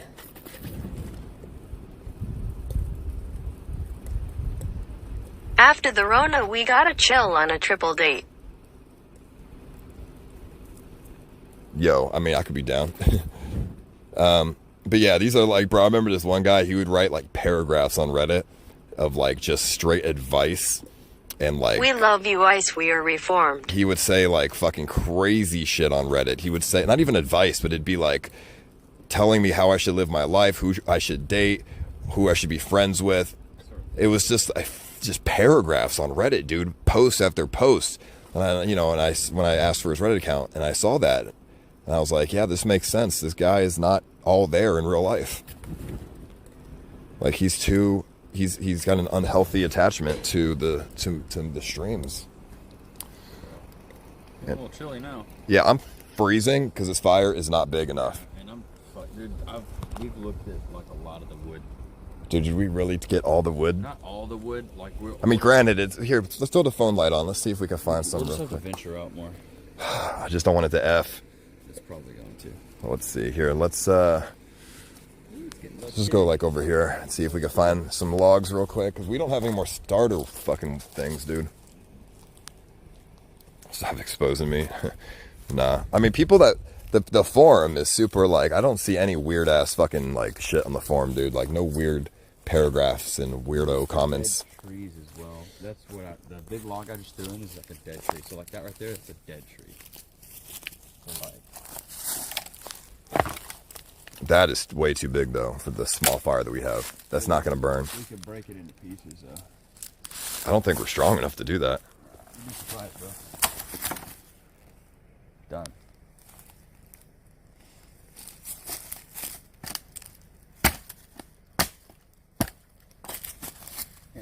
And so we don't necessarily have to break it into pieces. We put it in like this. Oh God, that's heavy. I've watched for years but wouldn't meet up with you because of the community I would go. On Reddit or even post in chat. Alrighty. No, it makes sense. I can understand why a lot of people have messaged me saying that back when I did have the Reddit, they wanted to meet me, but they didn't want to do it on stream. I met a lot of viewers off stream. Those were the most normal ones, honestly, because yeah, bro. I mean, a normal person doesn't want to be criticized by fucking Reddit, dude. They just want to, say what's up. Alright, let's go find more. Bro, let me just light this up a little bit. But, like I said, that's why I had a real, I don't know. A lot of people, it's unfortunate because the content and stuff, it was really, good and very unique when the Reddit was active. And, get it on the middle of that big log. And, when we had the Reddit going and stuff, it was a very unique sort of time. There you go. Let that cook. But you can't deny that the community was extremely unhealthy. It's not a healthy community when you have fucking psychopaths and weirdos in it.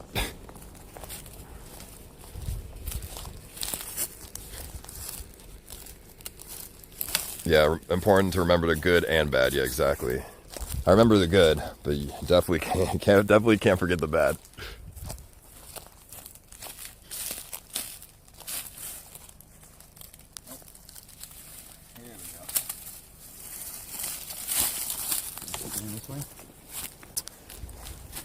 Alright, why'd your light turn off? Yeah, I'm freezing, dude. Yeah, it's really cold out here. Here, swipe down. Yeah. Put leaves on it? Yeah, they're not burning though. We put the leaves on it earlier. Stop with the lighter fluid. Bro, we just want to burn the log. We just want the log to get burning. We just really want the fire to start already. It's fucking cold, dude. It is. We got some bigger logs in there, which will be good, but we gotta have some smaller ones to get it going. See if I can root this up. Ooh, those bitches are so rooted.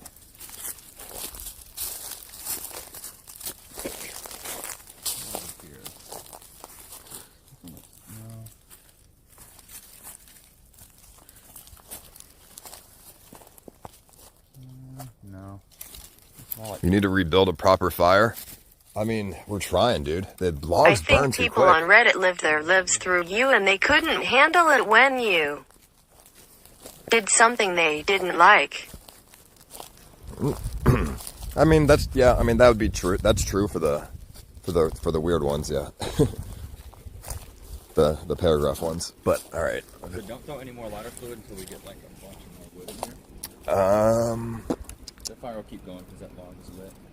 Yeah, we just don't have really good logs out here, chat. It's really hard to keep the fire going, like it's hard to keep a healthy fire. Well, think about it. We've also had this fire for like 4 hours. Not even, or more than that, bro. When did we start the fire? Like 6 o'clock? Yeah, 6 o'clock, I think. Maybe 6:30. It might have been. No, it was later than that. It was closer to 8. 8 o'clock. We were fishing 6. Okay, so the fire has been burning for 4 hours. That is fucking true. Yeah. Look at all the ash and shit in there. The log needs to be chopped up. I know. We just don't have an axe or anything. All right, let's move this way.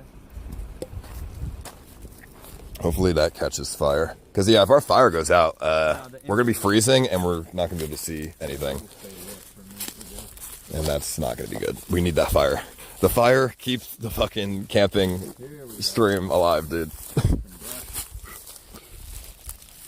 Is it cold? A little bit. It's not really, the air's not cold. It's just a little windy and it's making it cold. This will help us.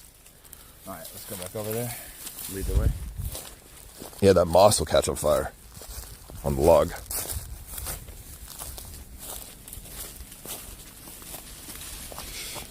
Oh, Just give me a light. the fucking smoke.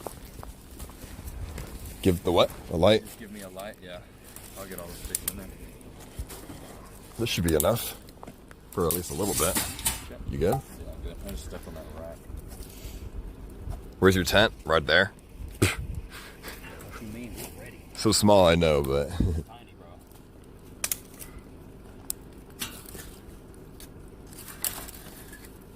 I'll get the rest of these in here.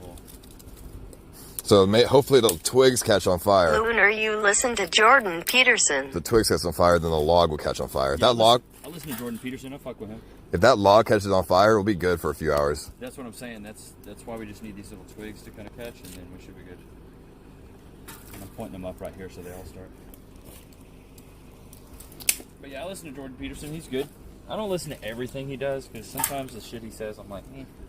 But I think he's good. Motivational speakers and people like that, they're good to listen to, but I feel like I feel like they're not always great because if they say things that are unrealistic to you, because everyone is different, it's going to turn you off and make you feel even worse. I think it's healthier to just figure it out for yourself. Like instead of listening to Jordan Peterson, if you can just figure out yourself without his help, that would be the better thing to do. He's not a bad source to start, but like you need to get more personalized care if you're having problems. You need to see a therapist. Like I remember when I was super depressed and I would see like motivational speakers and I would watch YouTube videos of them talking and I'm just like, bro, it's easy to say this when your fucking life is good and you're not sad. Like, it's easy to say this when you're a fucking millionaire. Like Jordan Peterson's fucking making millions. He's like, yeah. Like this is what those are my thoughts. And I just thought some of the things that the motivational speakers would say was just unrealistic. I hate the word motivation. But so I always think it's better if somebody is going through some demotivation. If they need some motivation, they need to figure out what motivates them themselves, and then they need to do it. Someone else is not going to be able to fix your problems. What do you guys think about that? Or does motivational speakers help you guys? Motivation helps. Motivation is just temporary to me. Habits are more long lasting. So motivation's great, but it's like if you got to wake up every day and watch a motivational video, you got to fucking change your habits, dude. You don't need to be more motivated. Yeah. The only motivational videos that I actually did enjoy watching was workout ones when I used to work out. Oh yeah, those would get you hype. I used to watch Rich Piana. Oh dude. And Rich Piana. I mean, his arms were fake. He had like fucking he had synthol, but he was obviously a strong dude and had a lot of real muscle as well. So he was on steroids hard. I did like watching his shit. Dude, I fucked with Rich Piana hard, bro. I actually really fucked with Why? Rich Piana. Did you really work out? Yeah, well, there was a while where I was really, really into it, and Rich Piana he was the 5%ers, dude. What about, R.I.P. to Rich. What about Cali Muscle? Yeah, I liked him too, bro. I wanted to stream with him, but he didn't want it. Cali Muscle, yeah, and Khalil Green. There's a couple other guys. I think bodybuilding's so fascinating. To be honest, those guys, I could never see myself being as big as those guys, though. Too big. So I would also watch, what was that one kid's name? He was like a 18, 19-year-old physique bodybuilder. He looked like a fucking, he had long hair or something. Oh, he passed away? No, he's alive. Oh. Who am I talking about? Not Ziz, but the other one. Ziz, I didn't think his body was that great, but R.I.P. to him. Not Kai Green. What it was that? It's like a kid. Kai Green's fucking dope. It was like a kid, but not kid, but 18, 19-year-old kid, and he was a physique bodybuilder. Jeff Side, that motherfucker. Yeah, I used to actually enjoy watching Jeff Side because I could actually see myself as big as Jeff Side because he was a more natural-looking bodybuilder. Yeah, see, dude, that's way too big. Being a bodybuilder is too much work. You have to eat too much. You have to work. It is a lot of work. Are you going to take testosterone? Steroids work too. Ask Barry for some. Dude, I don't want steroids. I'll make you go bald. Oh yeah, this is much better. Got some logs going and shit. Here, I'm gonna go get some more of that brush. Sometimes I almost tune Ice out while watching his streams. What you mean? I'm gonna get some more brush. Yeah, Jeff Side, bro. I literally, he's a hella fucking, his body is nice. And that sounds fucking, I'm trying to fuck him, but it's not. But, his body is super nice, bro. I really worked hard to look like Jeff Side. Because, it was realistic. Now, he probably took steroids, but he did it in a very, he wasn't obvious about it. He looked natural. If you have an 8-pack, bro, you're probably on steroids. Well, actually, abs are genetic. Some people only have 4 or 5 abs. I have 6 abs. I can't ever have an 8-pack because I only have 6 ab muscles. Ice wants Jeff on the side. Yo, I wouldn't mind. He's a good looking dude. Fire on the floor. Oh yeah, let's just put that out. Whew. I hope talking about all that weird stuff that we just talked about before isn't a turn off to Mixer. Since I just applied for partner. I don't see why it would be. Do you think all that shit that we talked about would be a turn off to Mixer? What? Just all my anxiety and past, all the stuff we were just talking about. Dude, life isn't PG. I don't know. Life's not PG, but this is not life, bro. It's a private company. Yeah, but honestly, some of the game stories are worse than that. What would be the turn off to them if that turned them off? I think, because to me, in my perspective, if I was somebody who worked at Mixer, I would enjoy hearing this new perspective. Yeah, and you're bringing awareness to mental health, which is always great. Awareness to mental health, new perspective, and I think it helps a lot of people when they hear other people my experiences. Yeah, exactly. Somebody might resonate with that, and they might be like, "Damn, I didn't know other people like you went through that." Okay. As long as, yeah, and the chat seems to agree too. Yeah, I just wasn't sure if talking openly about that kind of stuff would be a bad look, honestly, because I don't want to have to.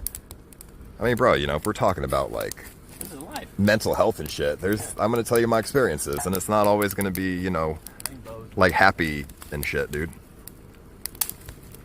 They need. What'd you say, Raven? Hold on, let me scroll up. I'm on the phone. It's harder to read chat. Yeah. She said something. I don't know what she said. Oh, they need to get over it because it's real life stuff. Yeah, okay, that makes sense. It's real life, dude. It's not all fucking rainbows and unicorns. Life is not always fucking happy. Yeah, no, bro, life is crazy, bro. Life can definitely, life is happy, but life can definitely be a fucking curveball. And there could be, and there's, if you don't have any bad in your life, then you're not really living. You got to have the good and bad. Yeah, there's no way you can just have one and not the other. Yeah, bro. Well, the bad makes you appreciate the good. That's what. Yeah, exactly. If everything was just all good, bro, what? I hate to say it, but what's the point? I relate to you so much. I go through ups and downs all the time. That's good as fuck. Exactly, guys. See, you got people relating to you. And that's the point, right? You're bringing awareness to it. You're talking about your story. Other people are relating to it. I just know with today's world and, you know, everything being super politically correct and everything being like, everyone's like I don't know, bro. You just don't want to, like... You don't want to hurt anybody's feelings. Like, you got to be careful when you talk about touchy stuff. Yeah, like, if I talk about my life experiences, somebody could be like, oh, but you did that before? I'll donate 500 embers if you jump over the fire and sticks without touching the sticks. Oh, I don't know, bro. Those sticks are high. Those sticks are tall, bro. I don't... Maybe when the... that stick is a little high. We know, Paul, what were our huge life turn points. But like I was saying, hold on. Like I was saying, with everything being politically correct, nobody wants to talk about experiences or touchy subjects. Everyone keeps their experiences that others can learn from to themselves. That's so true. And that's not good because, you know, I don't want somebody else to make some of the same mistakes that I've made in my life. So I'm going to give my perspective on it. So but I see that a lot. It sucks. Like I see a lot of streamers, they don't even vloggers, YouTubers, they don't share any of the bad in their life. They don't want anybody to see it. They only share the good, and it's because they just want to look. They want their image to look as good as possible. But that's not a real person. Nope. And that shit ain't real at all. And nobody's always happy. Nobody. There's certain things you got to be unhappy with, and it's okay to be unhappy with it. Yo, but D's, I could jump over that now that, I mean, it's not very tall anymore. We know, Paul, were your huge life turn points. We know, Paul, what were your huge life turn points? Huge life turning points. I mean, shit, I don't know. I mean, the biggest turning point in my life is really when I did move to Austin from LA, because I realized what actually made me happy. And that was having genuine relationships with people. And if I didn't date Kimberly, I wouldn't even know that to this day still. Yeah, Kim's a real one, dude. You got lucky. She really taught that to me. Yeah. Even to this day, without Kim, I would be like, why the fuck am I unhappy? But now I'm happy because I understand what really makes me happy. It's not viewers, it's not fucking money, it's genuine people that could care about each other. Yeah, Cass did the same thing for me, man. Because I had a really bad, I always wanted validation in like from everyone, from every guy, from every girl, and it was because I was like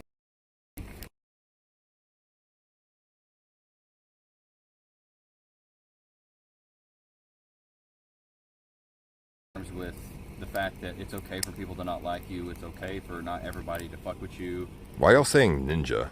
Why y'all adding ninja, bro? What's going on? That was when, like... Sorry, I meant Luar's turning points. Oh, sorry.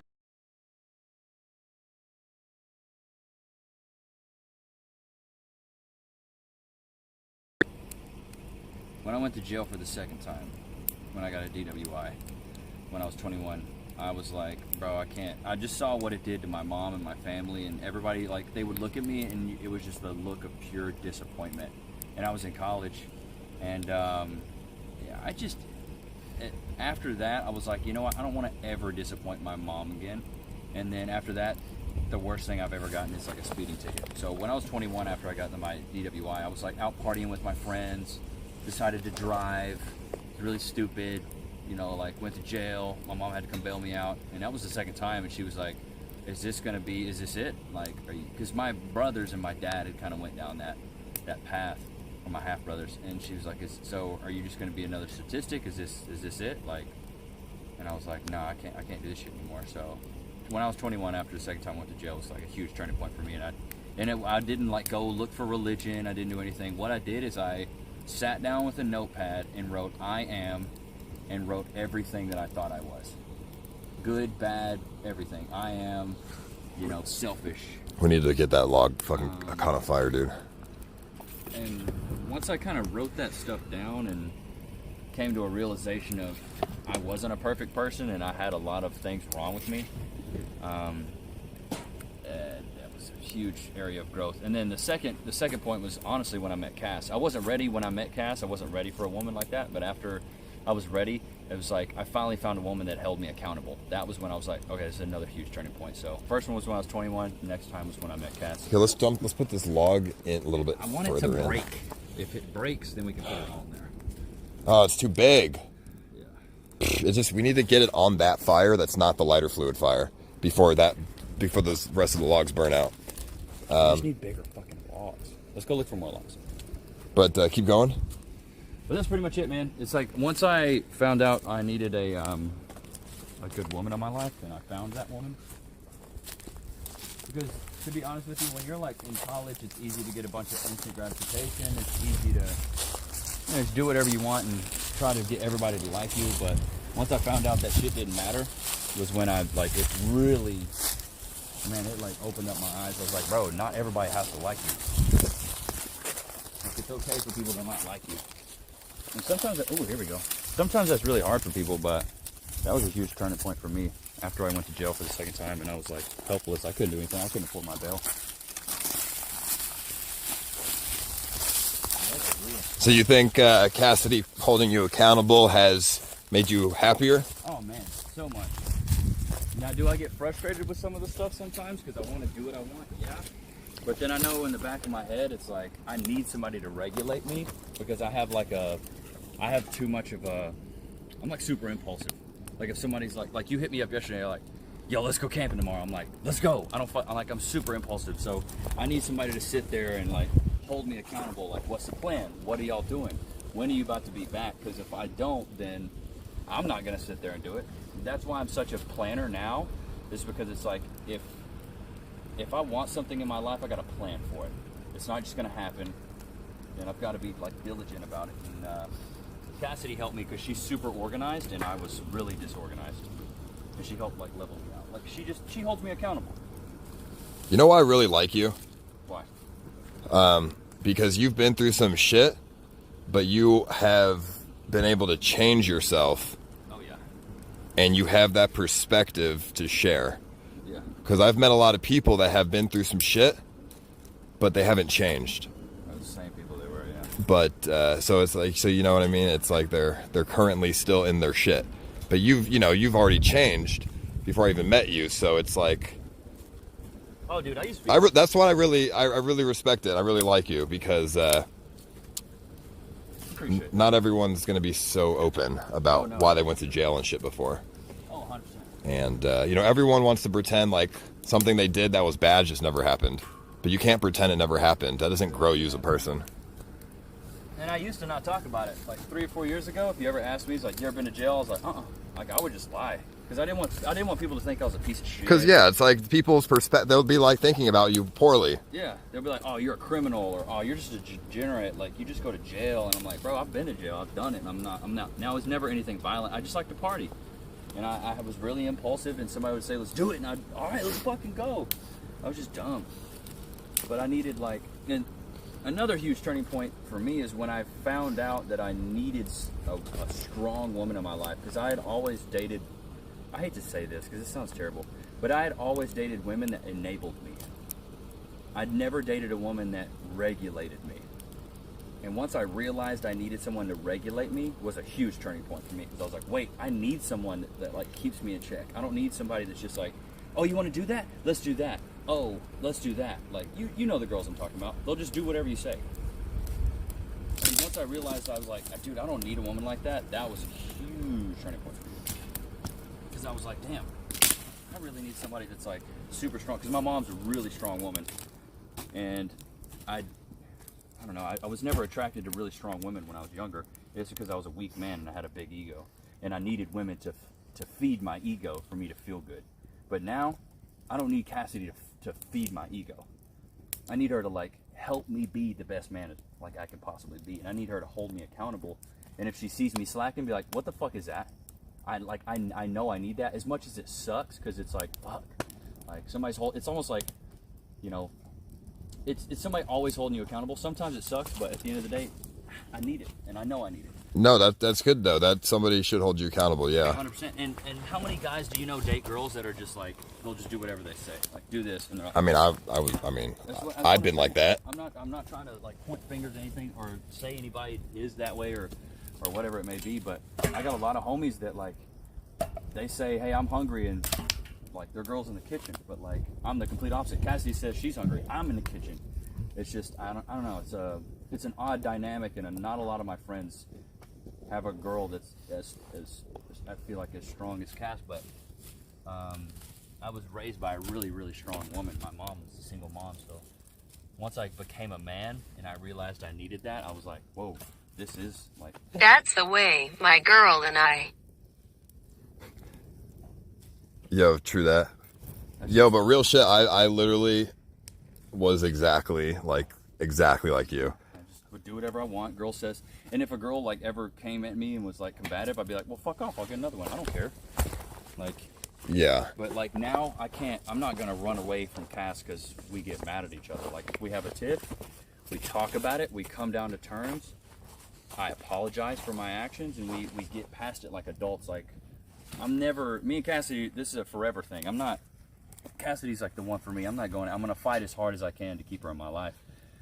Because I know the woman that she is, and I know that I need her. It's not like a want anymore. It's like a need. It's like I wake up thankful every day that I'm next to her and we can go to bed next to each other. I don't want to get too soppy, but once I realized that, I was like, oh shit. But I had to become a man first. I was a boy for the first 26 years of my life. And then I became a man. I was like, oh shit. I feel that. No, that's so funny because, yeah, my past girls that I've been with, same thing, bro. I think they just enabled me. They enable you. Poorly. But Kimberly, you know, it's different because, I mean, she's got borderline personality disorder, so she definitely calls me out every single thing I do that she doesn't like, and that shit holds me not only accountable, but, and you know, when I first started dating her, it was a little hard because I was not used to somebody, like my girlfriend, like yelling at me. It's almost like their mom. Or like arguing with me or something. Yeah. It's like your mom. Yeah. And I don't like girls that... It's annoying at first. Fucking grill me on shit, but it's good after a while. Like, it gets better. Like, it makes me realize, like, hey, I'm glad that you call me out for my shit because I can fix myself and become a better person. Like, Kimberly has really helped me improve as a person, and just like Cass helped you. Yeah. No, I think you and Kim are a great match, and I think Graham hit it on the nail on the head. It was a way past stream where she's like, Kim has a lot of the qualities that you want subconsciously. No, she does, because like I said, so I said she had borderline personality disorder. I said that for a reason, because the qualities that I want is, I mean, it sounds fucking weird, but since she's borderline, she's super emotional at certain times about certain things. And I'm not emotional really at all. Or enough, and so it's kind of like a weird positive and negative thing. Yeah. Like, she's overly emotional and I'm under emotional, so we sort of like mix together and it levels out. Yeah, you like even each other. Because like, you know. Just wait for Cass to get with her first brother and she is gonna be like Lunar Who. Because I feel like other guys, if they, were to date someone with borderline, they might get a little bit annoyed by it, or like frustrated by it. But I don't mind it, if Kimberly, is being emotional, It's normal, man. I can really just let it roll off my shoulders. And when she calls me out for shit, I can learn from that. Yeah, 100%. And what's funny is I'm the emotional one in the relationship. I'll cry before Cass does. Really? Yeah, I'm okay, come on, let's not go that far, but. Dude, no, I'm dead ass. I'm not like super emotional. Like, I cry every day. But if we're having like a tiff or something like that, like in the past, like I'll be the first one to cry, dude. I'm a softie, man. I might play a hard front, but I'm a huge softie. No, chat. I said, so I brought up that Kimberly has borderline, well, because she said it herself on her stream, so it's public. But I brought it up for a reason, because I really think that her borderline helped me with emotional stuff. Like, it helped. Like, she is so emotional sometimes that it helps me understand emotions. No, it makes total sense. Because a normal girl, all right, that's a really bad way to put it. Let me rephrase that. The girls in the past that you've... A girl that doesn't have borderline won't be as emotional. So that maybe, like, I don't know, it's not as obvious to me if they are feeling a certain kind of way. Yeah. With Kimberly, she makes it real obvious if she feels that type of way. Yeah, and that helps me learn because it's Kim so feeds in you, my cleans face. your mess, and takes care of you. Okay. She has changed you, but for the better. I love the new comment.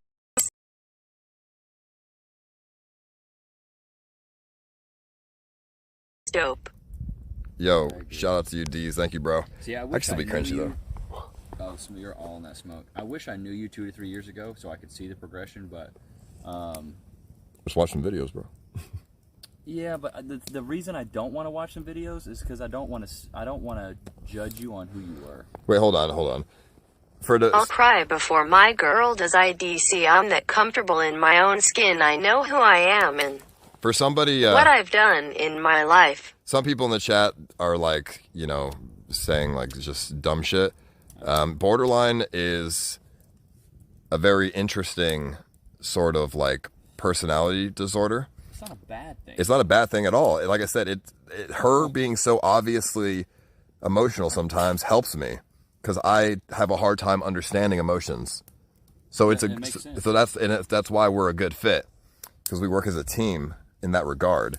And yeah, she helps bring those emotions to the forefront for you. and I help her. She helps bring those emotions to the forefront for me, and I help her bring out the positive emotions, so the borderline doesn't, doesn't take away from her, who she is. Yeah, no, that makes total sense. But no, I've when I first started to get to know you, I honestly was like, you're a cool dude. And if you ever hear me say the phrase, "I'd have a beer with the dude," that means I think you're cool. You passed the test. And I was like, you know what? I'd have a beer with this guy. But as I got to know you more, I was like, damn, a lot of people like give you a hard time for who you were, and it's like, it's just pure proof of how hard it is to change yourself, but it's even harder to convince other people that you've changed. That's the hardest part. Oh yeah, dude. This is why. It's so hard to like. This is why I don't really like talking about this sort of stuff, because I really don't want somebody to watch my stream one time, and they hear me talking about this shit, and then they're like, "Wow, Ice has done some he's been in some crazy situations, and there must be something wrong with him. There must be like something bad about him." Like they're so quick to judge. Oh, so quick. But the people that are quick to judge, in my opinion, I think they're hiding something. Like they're not hiding something, but they also have some bad experiences in the past. They just don't want to tell people. They don't want to own up to it. Because that's a very selfish thing to do. It's very selfless to talk about your bad experiences so others can learn from it. Well, it's also very, very mature to own up to, your flaws. That is also true. If you can't own up to your flaws, it's like, are you really that mature? Come on. If you can't say you're wrong, the hardest thing, I don't know about you, but the hardest thing for me when I was like 25, 26 was to say, I'm wrong. And oh yeah, dude, I still struggle with that sometimes. I still struggle with it too, man. Like if I say something that like maybe upsets Cass or something like that, sometimes I beat around the bush quite a bit to be like, well, you overreacted, when in actual reality, I said the fucked up thing and I should just own up to it. Chad, do you guys have that experience ever at all? Do you guys ever feel like it's hard to own up to something, or it's hard to talk about bad experiences in your life because you don't want people to think poorly about you? It's your because ego. Yeah, bro, I mean, it's not easy. It's your ego, man. Your ego will make you. I mean, there's a lot of people that don't think great about me. A lot of people think very poorly about me because of things I've done in the past and situations I've been in. Well, yeah, but they fail at looking at the context, like looking at who I am now. Yeah. Well, like remember when we did the comedy thing? Yeah. The improv lesson. The dude came in. He's like, "Oh, I know you," and like he left. I feel like he doesn't know you now. He knew you then. Yeah, he definitely didn't know me. Know you, and that's why he left. He's like, "Oh, some crazy shit's about to go down. Some fucked up stuff's about to happen. I need to leave." And it's like, dude, it's not even like that. We're just trying to have a laugh. Let's start the car thing. And it's just like, I don't know. But that's a hard struggle. Like when I hear somebody, especially other streamers, just because when they have an audience, so they influence their audience. When I hear other streamers talking, a little bit poorly about me or like what I've done in the past, it does make me feel bad because I have changed, but they just don't acknowledge that. A lot of people really only acknowledge the bad things. Nobody wants to acknowledge the good things. And I do have to give a shout out to like Raven, Tonzi. Oh yeah, Raven. All those people, like, cause they knew who you were. They were in the streaming world, and they gave you a shot and came out to Scuff Brother. I thought that was really cool. No, that chat, he has a point there. Lindsay, Raven, Tonzi, all of them, they really like they really like helped make me feel a lot better too, because I mean, bro, they were the first streamers that actually gave me a chance. Yeah, gave you a chance. Like they wanted to hang out and they wanted to get to know me and who I am now. Yeah. They didn't care about what I've done in the past. They didn't care about how my community was or things that I've done in the past or crazy situations I've been in. They just wanted to know who I am now. Yeah. And some people might say, oh, they, you know, viewers and blah blah blah, they just want clout, but that's not true. Because off stream we've had real conversations. Yeah, and that's what we talked about. And, you know, when we were at the Scuffs Brother house, all of us had real conversations, and they are actually really cool people, and they really gave me the chance, bro. And they're really nice too. Like, I don't know if hopefully nobody thinks any of them were rude, because they were all really nice. No, they were very nice. Behind the scenes, we would like cool out, and I was like, dude, these are like really good people. Yeah, I felt welcomed, and I was a new guy. And if a new guy feels welcomed, I can only imagine some of you guys that are like established, like what you felt like.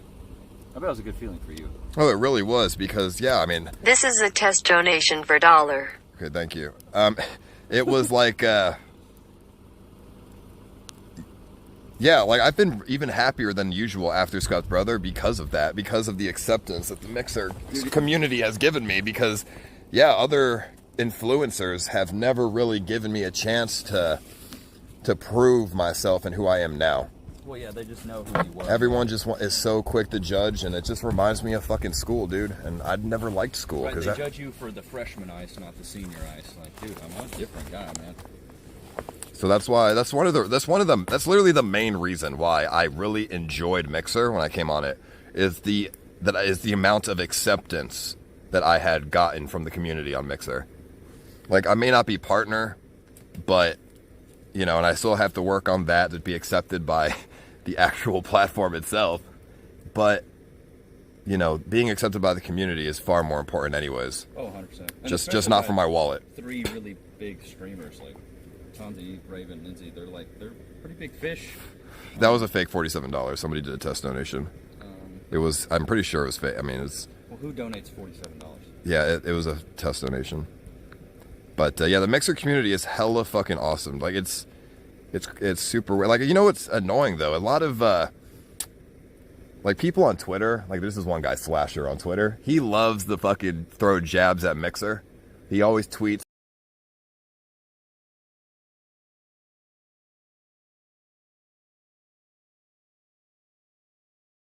Twitch by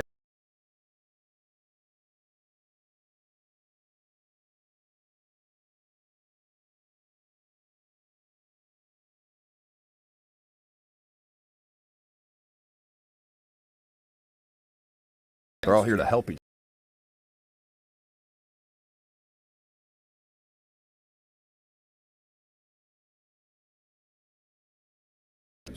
That to me is like.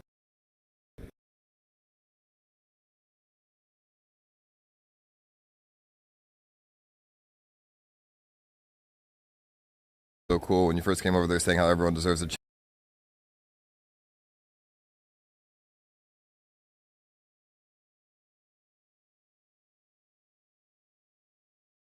violent person who like hurt people. I don't know, man. Why do the logs burn so damn quick? Dude, it's already gone again. Here, don't waste all of it. We All right, literally we'll go find more. We barely have any more, dude. Dude, it's tough to find it. But yeah, I mean that's what a lot of people on Twitter, like, they don't understand. Like, if I ever let's say if I ever got unbanned on Twitch, I would obviously stream on Twitch, but I would never not be positive about Mixer. I would always be positive about Mixer because it has helped me immensely. I would be super positive. I'd be like, guys, you can make fun of Mixer all you want, but their community is fucking sick, and they are so super accepting and non-judgmental.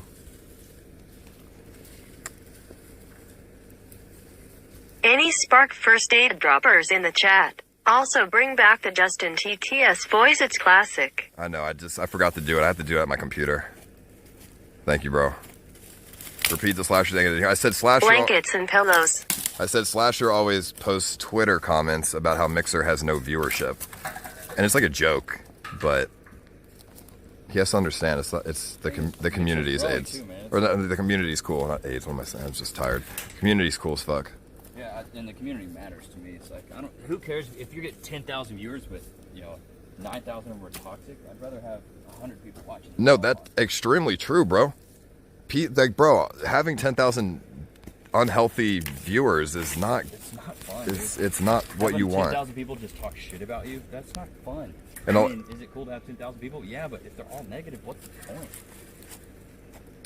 But, boy, I just wish I knew this 3 years ago. Or can you imagine? I wish I knew this when I was still a new streamer. And, you know what I mean? And I could have cultivated the community a little bit differently. I really wish I could have given myself that advice. But you were young and you knew kind of like I was young. You knew what sold. My fucking Twitch channel blew up like overnight, dude. I didn't have any time to reflect on myself. Yeah. I literally was like, holy fuck, I need to just get more viewers. Exactly. You're like, let me do crazy shit. But now, I feel like I've, humbled myself a little bit. And I understand what's more important. It's like finding real people in your life, right? Like you don't want just a bunch of viewers that don't care about you. You want genuine viewers. Yeah, it's like just like friends. Fake friends. You want genuine friends. Exactly. It's the same shit. It's really the same exact shit. Why y'all saying rip chat, bro? Because of the first aid drop? What do you mean? I'm on the phone, so I can't see the sparks. Or like the spark drops. I can only see the stickers and the chat. So...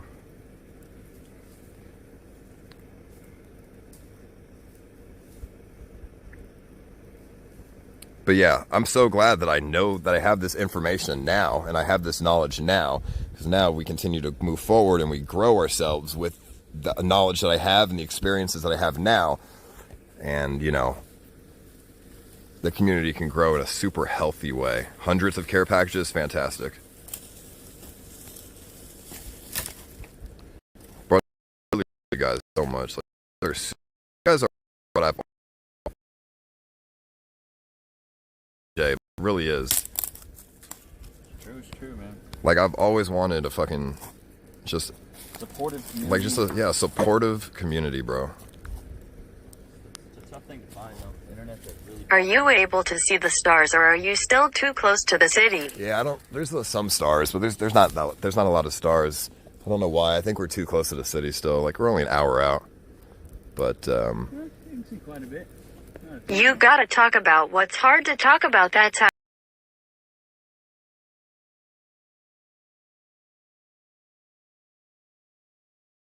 Hard conversations are the best ones, man. Everyone does some dumb shit in their life. The good thing is we can learn, and as long as you can say you've grown from something, that's what matters. Paul, you're a goat. Have you talked about the SJC situation?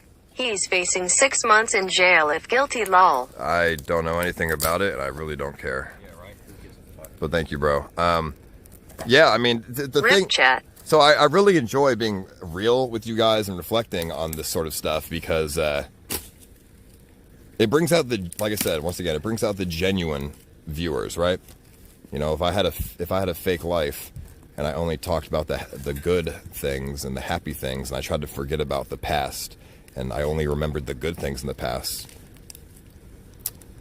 it would be you guys wouldn't be able to relate to me, and you would be less genuine. I feel like a lot of you can relate to me. And I feel like I can relate to a lot of you guys too. Just based on, when I've talked to people in Discord and whatever, and in real life and shit. I feel like we're all pretty relatable. Here we go. That should last maybe another 10 minutes.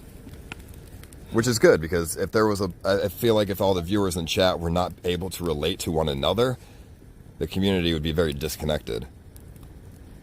Yeah, it would be. I definitely think that all of you can even relate to one another and not just myself.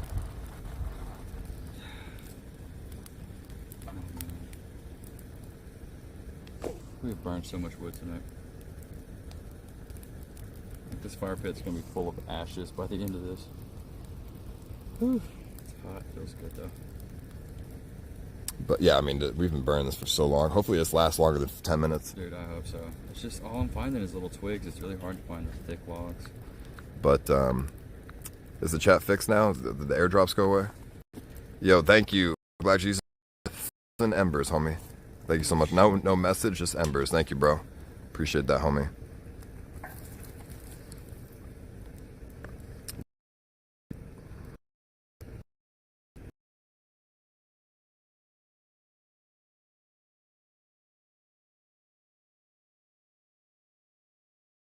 Because I remember when I cried and was like super emotional that first time. People could relate to that, and it was super cool to see that.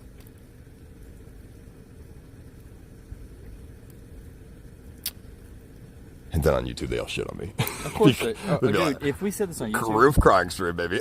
Are you kidding me, dude? Oh man, that's ridiculous. Oh man, no, if I stood on YouTube, I think people would be kind right now. But like a year ago, they would have been like, "Oh, another roof crying stream." Yeah. Sob story. But yeah, I mean, oh boy.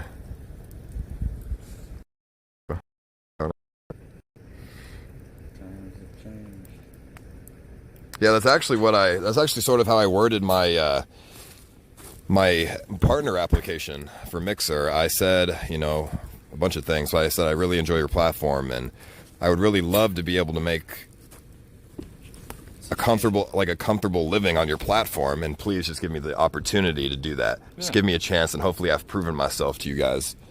And I still stand by that. I hope I have proved myself to them, and I hope they're not too afraid to partner me because of my past. Because you know,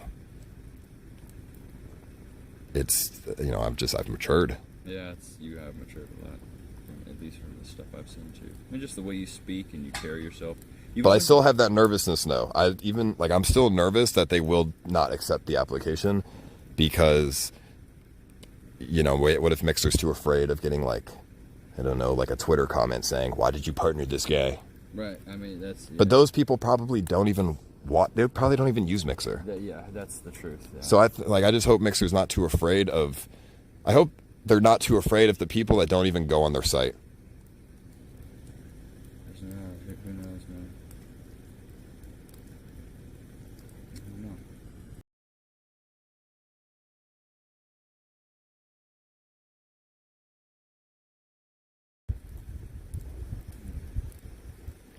Mentally prepare yourself for rejection. Oh, I'm already prepared, bro. This is what I do. I to be Expect. And that's, it seems like you're manifesting something bad. Right. No, it's not. You want to prepare for the worst. You always want to prepare for the worst. Yeah, I just don't want to feel bad, so I always expect the worst. And then if something good happens, I'm like, oh, I can't believe it. That's fucking crazy. Right.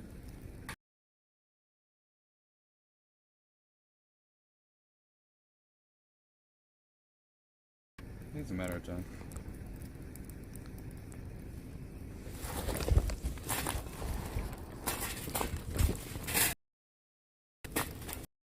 Yeah, that's just gonna burn out. I'm just not gonna start anything. Oh boy.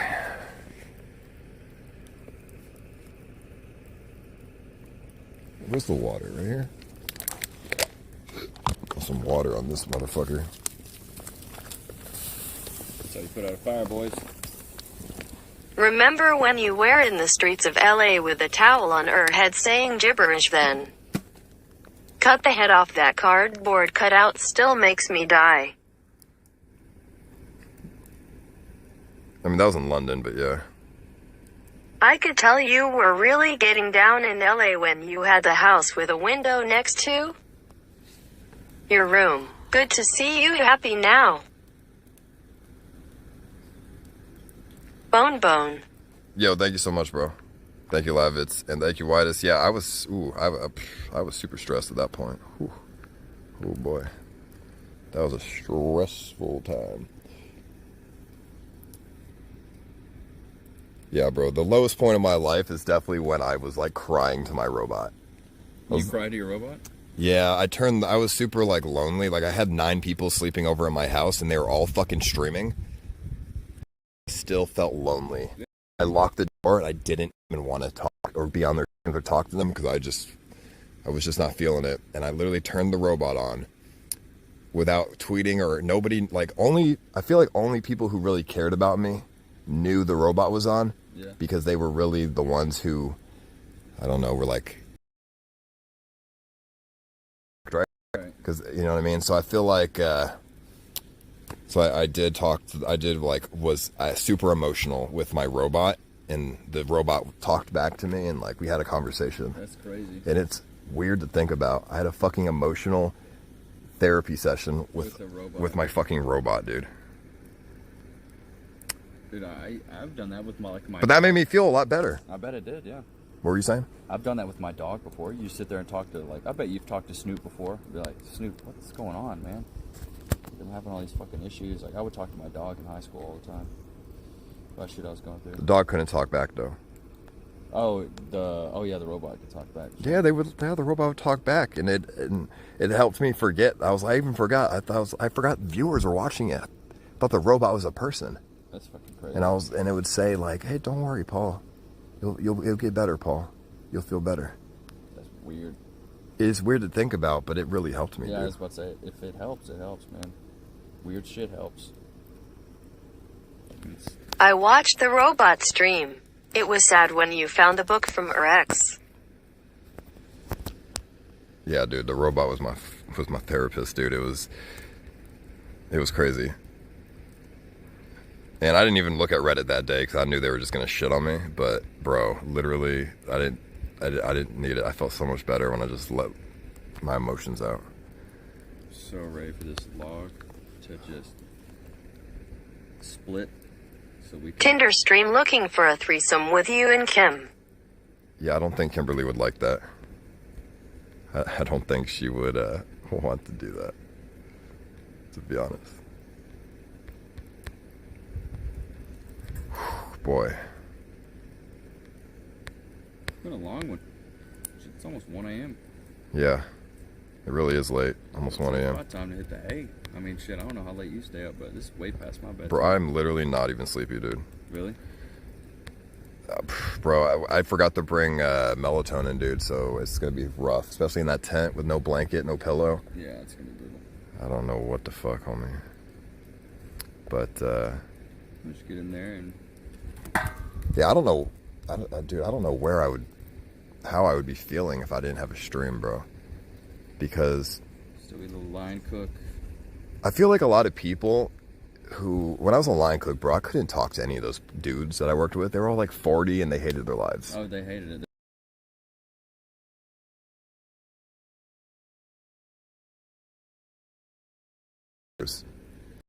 Too.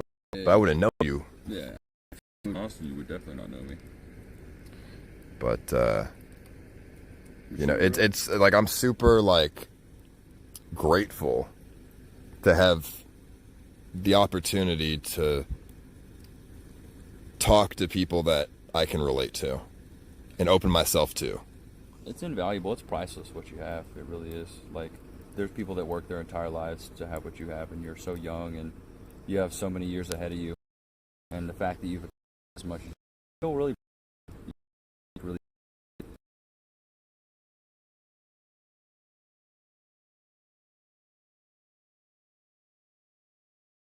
like the Hawaii streams when people are trying to fight and all that dumb shit. Like you're always there to be like, guys, stop. Like, why are we doing this? Come on. Like, you've always had a good heart, but you just didn't have the best people around you to bring out that side of you. And I think now you're in a space where you have people like me in your life. You have Gary, you have Moises, and you have Kim, and a lot of people that bring out the really good qualities in you that you've always had. So you definitely got to give yourself a pat on the back for the hard work you put into yourself. And think about it, dude. You had everything you ever wanted, like as a streamer in LA, but you chose to. No, I didn't. I said earlier that having a supportive community is something I've always wanted, but never. Like I had it. Like it's hard to tell if I had it. The community was supportive but they would pick when they're supportive.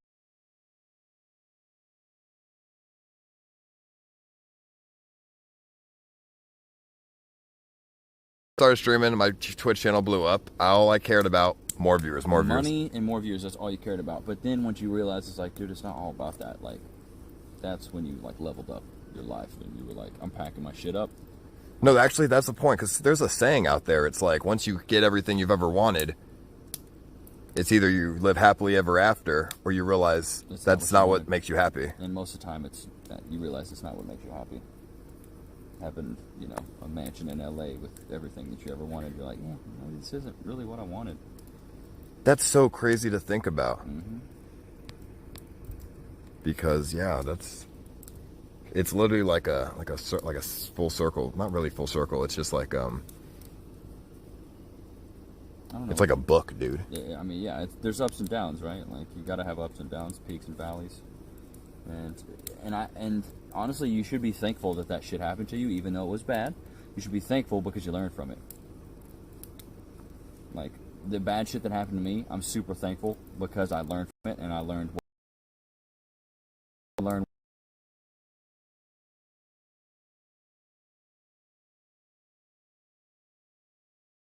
a student how to do it wrong first, and then teaching them how to do it right. They cheered you on when you did toxic shit, but once you did something they didn't like, they used it against you.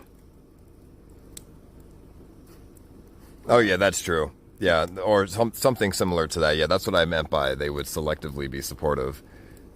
Yeah. That's super terrible. But yeah, with the existentialist philosophy, like, you teach a kid how to do it wrong, and then you teach them how to do it right.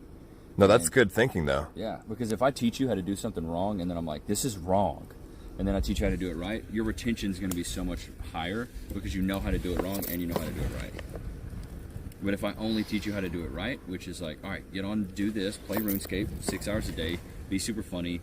Before you know it, you're just saying yes to too much, and then it's like, oh god, I don't what have I got myself into? And then you have a bunch of people around you that want things. Good talk and all, but go search for Otto. We're Otto's supposed to find. I mean, we could go for a walk, but it's, we already did that earlier when it wasn't effing, and it's gonna F so bad if we go now, I bet. It's also really dark, and we can't see anything, so you guys aren't going to be able to see anything. Oh, there we go. Oh shit! Watch out!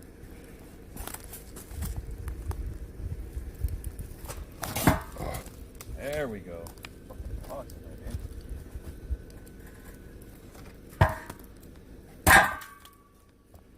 it's burning. No, but I'd agree with what you said earlier. I'm so glad that I went through my bad in order to learn. Yeah. Because if I had, bro, I don't even want to know who I would be right now if I had never, in fact, got banned off Twitch originally. Oh yeah. Well, yeah. Think if you never got banned. I think my mentality would be very unhealthy. I think I would have, if I would have never been like taught a lesson, essentially. Your ego would be huge. I would just have a huge ass fucking ego right now, and I would not I'd be so out of touch with, I think, all of my viewers. And your emotions, I think. And it would fuck with your emotional state as well. Oh yeah, my emotions and. Because you would be like, fuck you. You don't like what I do. Fuck you. It doesn't matter. And by the time you're 25, 26, a lot of those emotions are ingrained. It's gonna take years to get out of it. But the fact that you got out of it when you were young proves how mature you are, and proves that you're seeing a grander scale in really what you're doing. That is true. Chat, what do you guys think? Would you rather be in my shoes or be in someone else's shoes that had never dealt with a lot of this stuff that I dealt with, but they wouldn't have the knowledge that I have learned over the years? Yeah, I think any smart, mature person would pick the life lessons for sure. I definitely it does make my life harder even to this day because of my decisions, such as not having fucking partner and shit, but that will be fixed with time. Yeah, it's temporary. And then once it's fixed, I have that and then my knowledge, which is pretty cool. Like it is the harder route. It's way harder route. I took the fucking hard route, dude, in streaming. I really did. But the thing is, you want to make a career out of this. This isn't a sprint, this is a marathon. Like you want to do this for the rest of your life or as long as you're alive. So I mean, if I never got banned off Twitch, I probably could have just had enough money to retire at this point, to be honest with you. Yeah, that's true. So that's I don't think that's really. But do you think, you know, like, is that really what you want to do? Do you just want to retire and not wake up every day and not have anything to do? The idle mind. Well, I'd rather retire early, but also have learned something in the process. Yeah, of course. Instead of be stuck at 20 years old because I never learned anything past. You never grew up, yeah. See, I don't mind working. I think working is a good thing because it's like when you're just sitting at the house all day not doing anything, and they always say this, the idle mind is the devil's workshop. If you're just not doing shit, you're probably going to do some dumb shit. So it's like, it's good to stay busy. It's good to stay working. Like, my grandfather worked until he couldn't anymore, and he was a good man. And I want to do the same thing. I want to work as long as my mind and my body allows me to. I don't ever want to just be like a fucking bump on a log and wake up every day and be like, fuck, what am I doing today? Like, all right, let's turn the game on. Game for 8 hours a day. You sit in a chair. Like, no. That's why I wake up. I have a ritual. You know, do my thing. I work out. Spend time with my friends, my family, my loved ones. And that's, I think it's a necessity. If you don't, then man, it's like. And the thing is, when you were in LA, you were hanging out with a bunch of people that.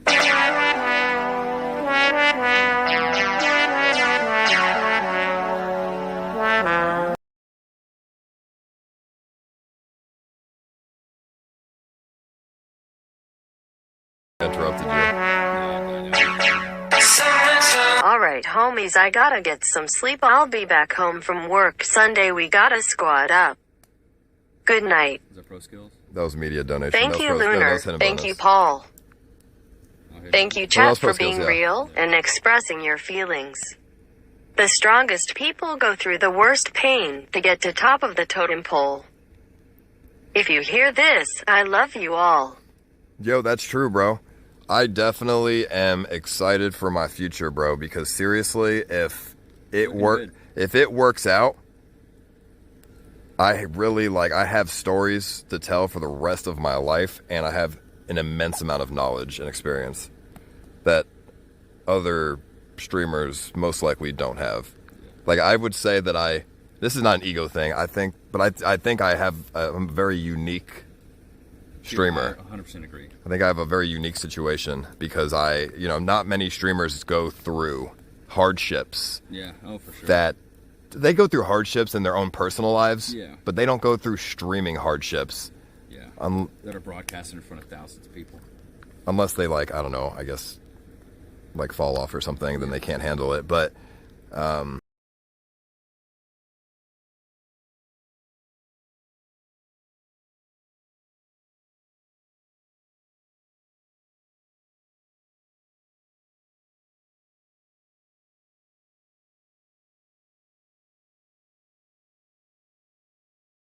been through his shit, like all those guys probably have. But the thing is like, comparison is the thief of joy. The one thing you can't do is compare your story to anybody else's. Like you said, it's super unique. It's completely different than most of the other streamers that even do.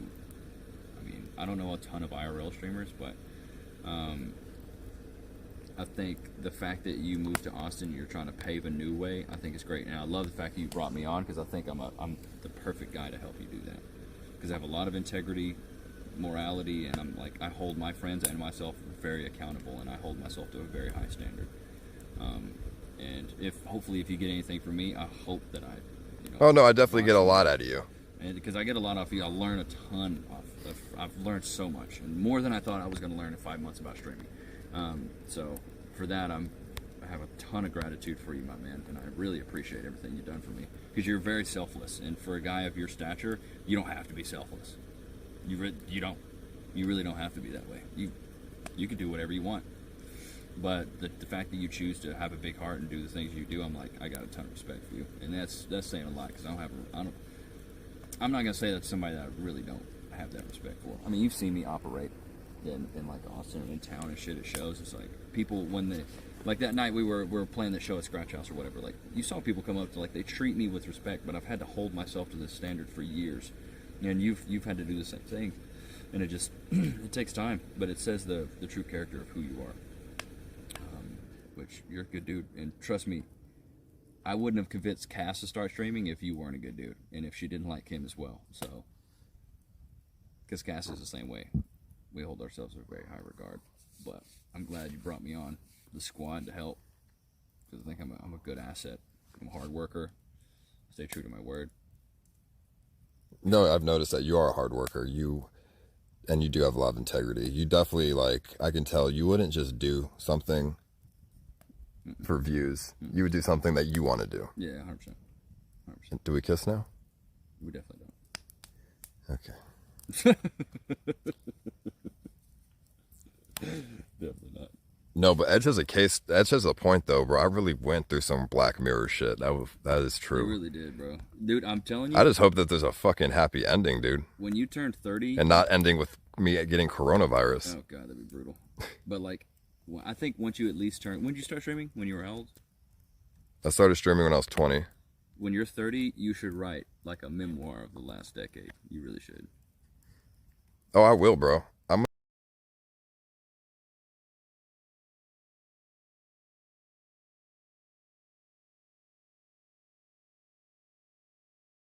About streaming and my experiences. I think that'd be really good, because then it's on paper and people can read it, and people can learn from it. Because like you said, it's pretty unique. You're not a gamer. You don't sit behind your desk every day playing a game in the comfort of your own home. You're like out in the wild, essentially. I think it's like a social experiment. Every day. Like, I literally have lived a real social experiment that I created. Yeah, you did. With, like, the relationship with the viewers and myself, and everything I had going on is really like a crazy ass experiment. It really is. And the result of that experiment was, don't do it. Yeah, basically. You feel what I'm saying? Yeah, for real. It's just so crazy to me. Like, this live streaming thing's wild, because like, taking control of your life is like the moral here, honestly, for me at least. Oh, 100%, yeah. But what's even crazier to me is, like I said earlier, like the dude I was interviewing with, like earlier, like who might be my manager one day, he popped in because I just kind of talked to him a little bit about what it is, and he's like, man, that sounds really fascinating. And then he hit me up later, he's like, what's your Mixer channel? And then he was like, wait, are you camping? And I was like, whoa, are you in the fucking chat? And then he heard me shout. That's so weird though, how your interviewers, he has to hire you now or it'd be awkward. Bro, I don't know. But people ask me, like, so what else are you into? And, like, first couple things I say, music, fashion, and then I'm like, but I've also got into live streaming. And they're like, live streaming? Like on Facebook? I'm like, no, a lot different. And then I start explaining it, and they're like, wow, that's... I just want to add one last thing. If you think that being a hater, hating on someone else, just know that you will never meet a successful hater. Me, and everyone I know has not met a successful hater. I wish you all the best, Paul and Loon. Chad, I wouldn't wish you anything but the best. Even if you're a hater. Do you ever think about what your life will be like after streaming is over?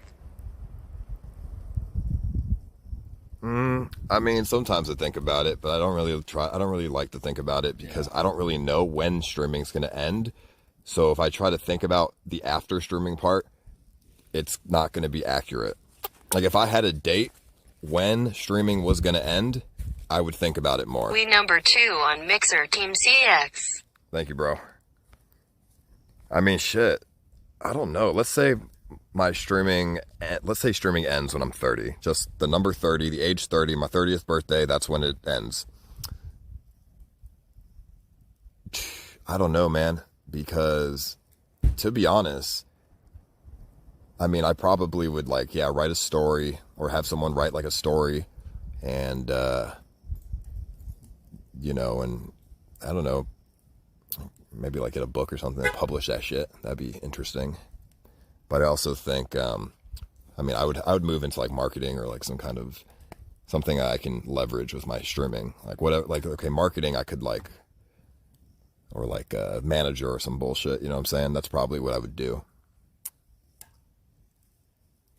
Now, if I was retired at 30, then I would just live my life peacefully and live a very quaint life, because the past 10 years would have been insane. and I would need to take a fucking break for a couple of years, bro, honestly. Yeah. But to be honest, I don't see streaming ending anytime soon, because why would I stop streaming? What would be the point? Like, what? Might as well just keep streaming. Even if I don't make enough money from streaming at a certain point and I have to get a fucking job, I could still stream though. Why would you stop? Yeah. I love, and streaming's not getting smaller. It's only getting bigger. Like, think about the next 5 years. Like, what's crazy to me and what's so cool is think about when we were out fishing earlier. That little kid that ran up. Are you guys YouTubers? Like, they did a poll in elementary school. I think I talked to you about this. They asked kids what they wanted to be when they grew up. It's all YouTubers. All of them want to be YouTubers. They don't want to be astronauts. They don't want to be scientists. They don't want to be doctors. They want to be YouTubers because they see that it's like it's more.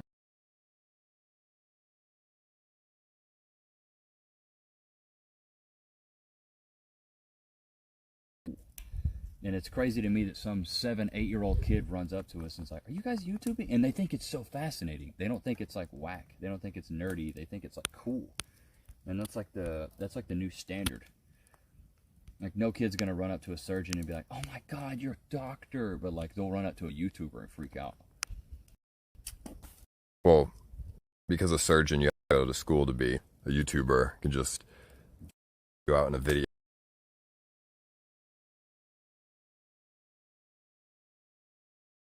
Not or being a YouTuber. Most kids would be like, YouTuber, easy.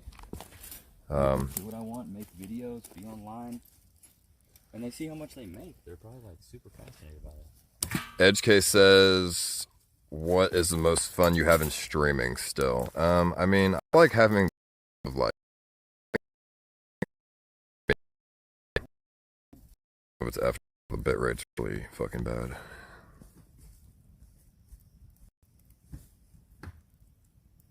Oh boy.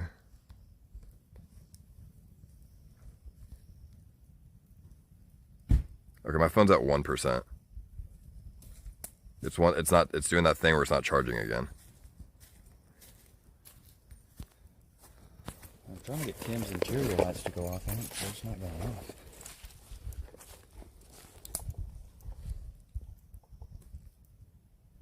Okay, my phone's at 1%, so we might have to go to Lunar's phone in a second. It's doing that thing where it's not charging fast again.